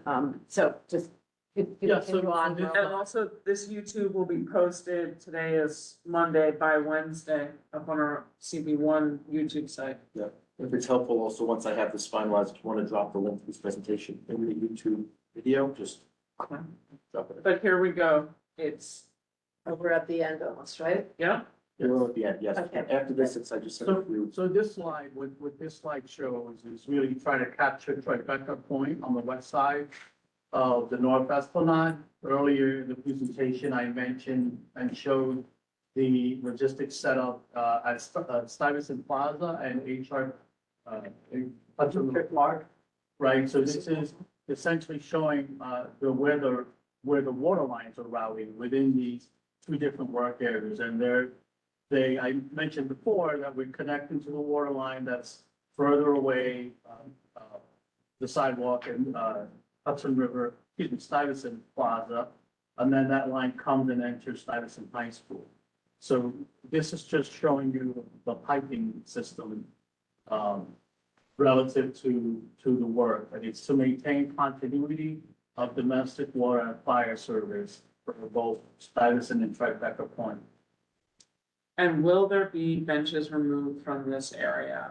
And if so, how are we managing traffic, which is gonna be my major question, right? Around here. So at Tribeca Point, the fence line is against the planting bed that's there today, that runs east-west. The area to the west of Tribeca Point is where Battery Park City brings their maintenance vehicles to access the shop that is located at the lower level of Tribeca Point. There, there is traffic there. Currently, there's overhead protection for the local 11 work. But usually there are maintenance vehicles in that zone there. The pedestrian traffic will go around just like the arrows are shown there around Tribeca Point. There'll be the ability to access the Chambers Street stair that runs north-south along Tribeca Point. Handicap accessibility. You said that is The handicap ramp is to the west of, the universal accessibility ramp is maintained open in this picture going west. Okay. Just the questions, I have a couple of palette cleanse slides coming up. Palette cleanse slides coming up. Okay. Thank you all. I see people leaving very much for participating and being here. You're coming back. Oh, boy. I just would love to the. Okay, so go ahead. So when we were going through this, obviously, what we thought would be helpful, I certainly know it's helpful for me psychologically, to zoom out and look at what Battery Park City will look like at the start of the site readiness work. Again, as of October 2025, that's no earlier than, it may be later, but as of October, you'll see the areas in pinkish will be the areas that we will have work started in, and you will see the vast majority of Battery Park City still open and accessible. So certainly when you're in the moment, or you're living in the building next door to it, it's impactful. Zooming out, there is still obviously a lot of Battery Park City, including the Wagner, Rockefeller, Rector, all those parks, ball fields, Teardrop, North End Avenue. Open. That's at the start. That's October 2025, and you have some labels there. We don't have to belabor it. And then the next slide, because they didn't want to get too cute, that's beyond first part of 26. That when more of the preliminary work is underway, you'll see that we have the BC Street, Highgate, we have some of the work on Chamber Street happening, and we have both Director and Albany Place, Highgate. We still have a lot of areas that are globally open, so not nothing, but. Is give us Pier a- A Plaza and the Battery and all of that going to be finished by spring 2026? I need to get back to you with a more precise timeline. I don't have it now. But I'm tracking it both from Jeff's committee last week and as a general matter. It should come to Waterfront Parks and Cultural or the full board. Okay. And then the only thing I would tell you, as I have said, on every single solitary intersection, accessibility, ability for people to get in and out of their homes, abilities for an accessorized pull up, and quite frankly, finding a way that people aren't trapped on the Esplanade, that they can go in and out of the Esplanade at every place. I understand you're working there. I get that. But I can't understand how we aren't making more. Albany's a very wide street. Work with Gateway, see if you can work around to do a loop through Gateway or where Hudson Tower is. To find a way to get pedestrian access in and off the Esplanade. Because people will not understand. They will be walking down streets, not understanding that they can't go anywhere, coming back streets. People will be on an Esplanade, want to get off. And there's, so finding ways to accommodate that and figuring it out to really put that into plan is critical. Are you, done, or you? I did one very quick thought, we talked about signage, and I wanted to make sure we got a minute to speak on that. We don't have to belabor the point, but two notes on signage here. First is for the work that's gonna be going on now this fall and into early next year, we're gonna have signage there that will determine, obviously, wayfinding, very clearly, where we can go when. As Tammy had noted, I think we have a closer look to take about where that could be most effective, especially as it relates to the bike lane around Stuyvesant Plaza, some of the stuff there, so folks know that they're not getting trapped. And then the next slide is the semi-permanent wayfinding signage. So this is for the duration of the project work. So over the course of the next 5 years, you'll have some more semi-permanent signage. We say semi-permanent because it's not forever, but it's over the course of the project work. You'll have some more sturdy signage and planters and on light posts and other areas of the city, very clearly marking where the detours are, access and entry, et cetera. Tim, I take your point. Very happy to try and get creative with buildings to the extent that we can. I don't know, but they would let folks. Not everyone can scan a QR code. It's an idea that certainly willing to take a look at being creative, but as best we can. I don't want to promise something I can't deliver on. I'm happy to have the conversation. Okay, and then I think that is. I think we. It. We have Slide 21, I think we've covered. phone number, email as well, and then obviously we took questions throughout, but this is obviously part of our ongoing conversation. That's it. Oh, well, thank you, Roy. Big thank you to Jose. God, that's God's work you did there. You know, what can we say is it's all quite, you know, sobering and challenging for the community, for the board, for everyone involved, for the citizens of New York who love that park, you know, and I appreciate the comments that have come up before. I think you have a fair amount you'll get back to us on. I think, you know, there's some takeaways from this. I hope that you really move with in terms of all the signage and all, just that you clarify these drawings, that, you know, I hope you can appreciate what I was trying to say, and other people, I think, too. I suggest you do a working group on signage with the local residents. Because we're the ones who will be directing people who walk down pathways because they don't understand, they don't see, they're not English speaking. You'll get the questions when they see you Can I walking down the street. can I ask one question? What is going on with West Street, but we didn't hear anything about that. Is that 9A, sorry. Well, yeah, 9A. But did we talk about that at all, or We did on the north only, not south of Chambers. crossing 9A?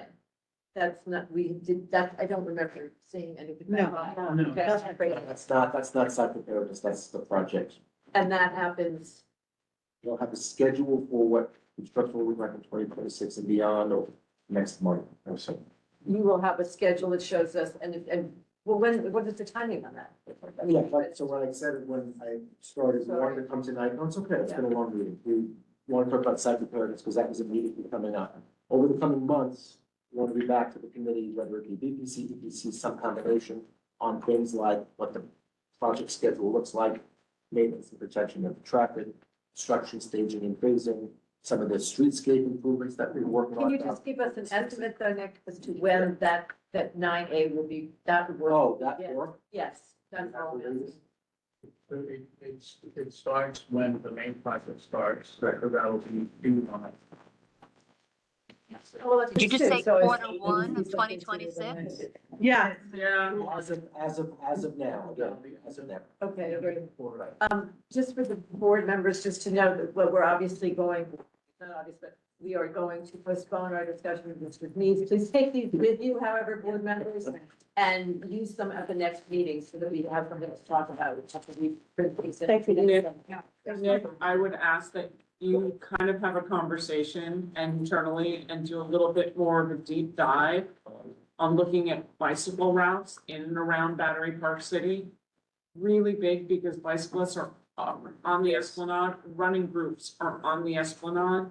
And I think with the amount of construction you're talking about, you're gonna really have to have some hard conversations and priorities. And we're happy to help support that with you and work to get people in, in the community, north and south, and plus those over in Tribeca and the bicycle group. But quite frankly, Bike New York needs to take Battery Park City off the bike route Yeah. as a shared street for the entire duration of this project. We need to come off those maps because tourists use it if they're looking online, the city maps. We just need to be able to safeguard the pedestrians as the first priority in this Yes. neighborhood. What about, Signage and bicycles. what about the runs, like Tunnel to Towers? all that? Absolutely, I was thinking the same thing. So I actually, while we were having this meeting, I emailed Susan Starr, who's the planner for that, but I think we should have a conversation with CECM as well. Because any of the routes that actually use the back of Brookfield, Can't do it. Do it anymore. that's not a pathway that's viable. Yeah. Yeah, And we it's discussed starting it last now. week as well. Right. Can I say one thing, guys, when you're finished? Go ahead. Go ahead. Nick, I just want to remind you and ask for your help to contact the different condo buildings and residential, rental buildings too. But just really make the effort to connect with each building and each board, because this is Yes. impactful, what came out today. And I think people need to know in the north and in the south, they need to know when the dates are, and just need to know how, you'll get more information. And I'm so grateful for the folks that came in from the neighborhoods that actually, the Yeah. community that actually spoke up, because they gave a different perspective as to the particular impact per building. And we need Here, more. here, Christine. Yep. Yeah, Thank no, you. but, Away building by building, but it's a good point. yeah, it's a process. I know, and Right. everybody's busy, you're busy, they're busy, No, but no, it no, really is it's- important. It's very important. Big It'd thank be you. great to have you sit at a table by the bus stop. What streets are open? What streets are closed? Yeah, right. Thank you. Yeah. Thank you all. I'm glad that you brought signs, but definitely more. Yeah. And they have to be, remember, not everybody speaks English. When we're looking at the tourists who come here, they're not gonna understand a sign that has A lot of words. a lot of words on it. You need a larger diversity of signage and a larger diversity of. Yeah, I was thinking maps too.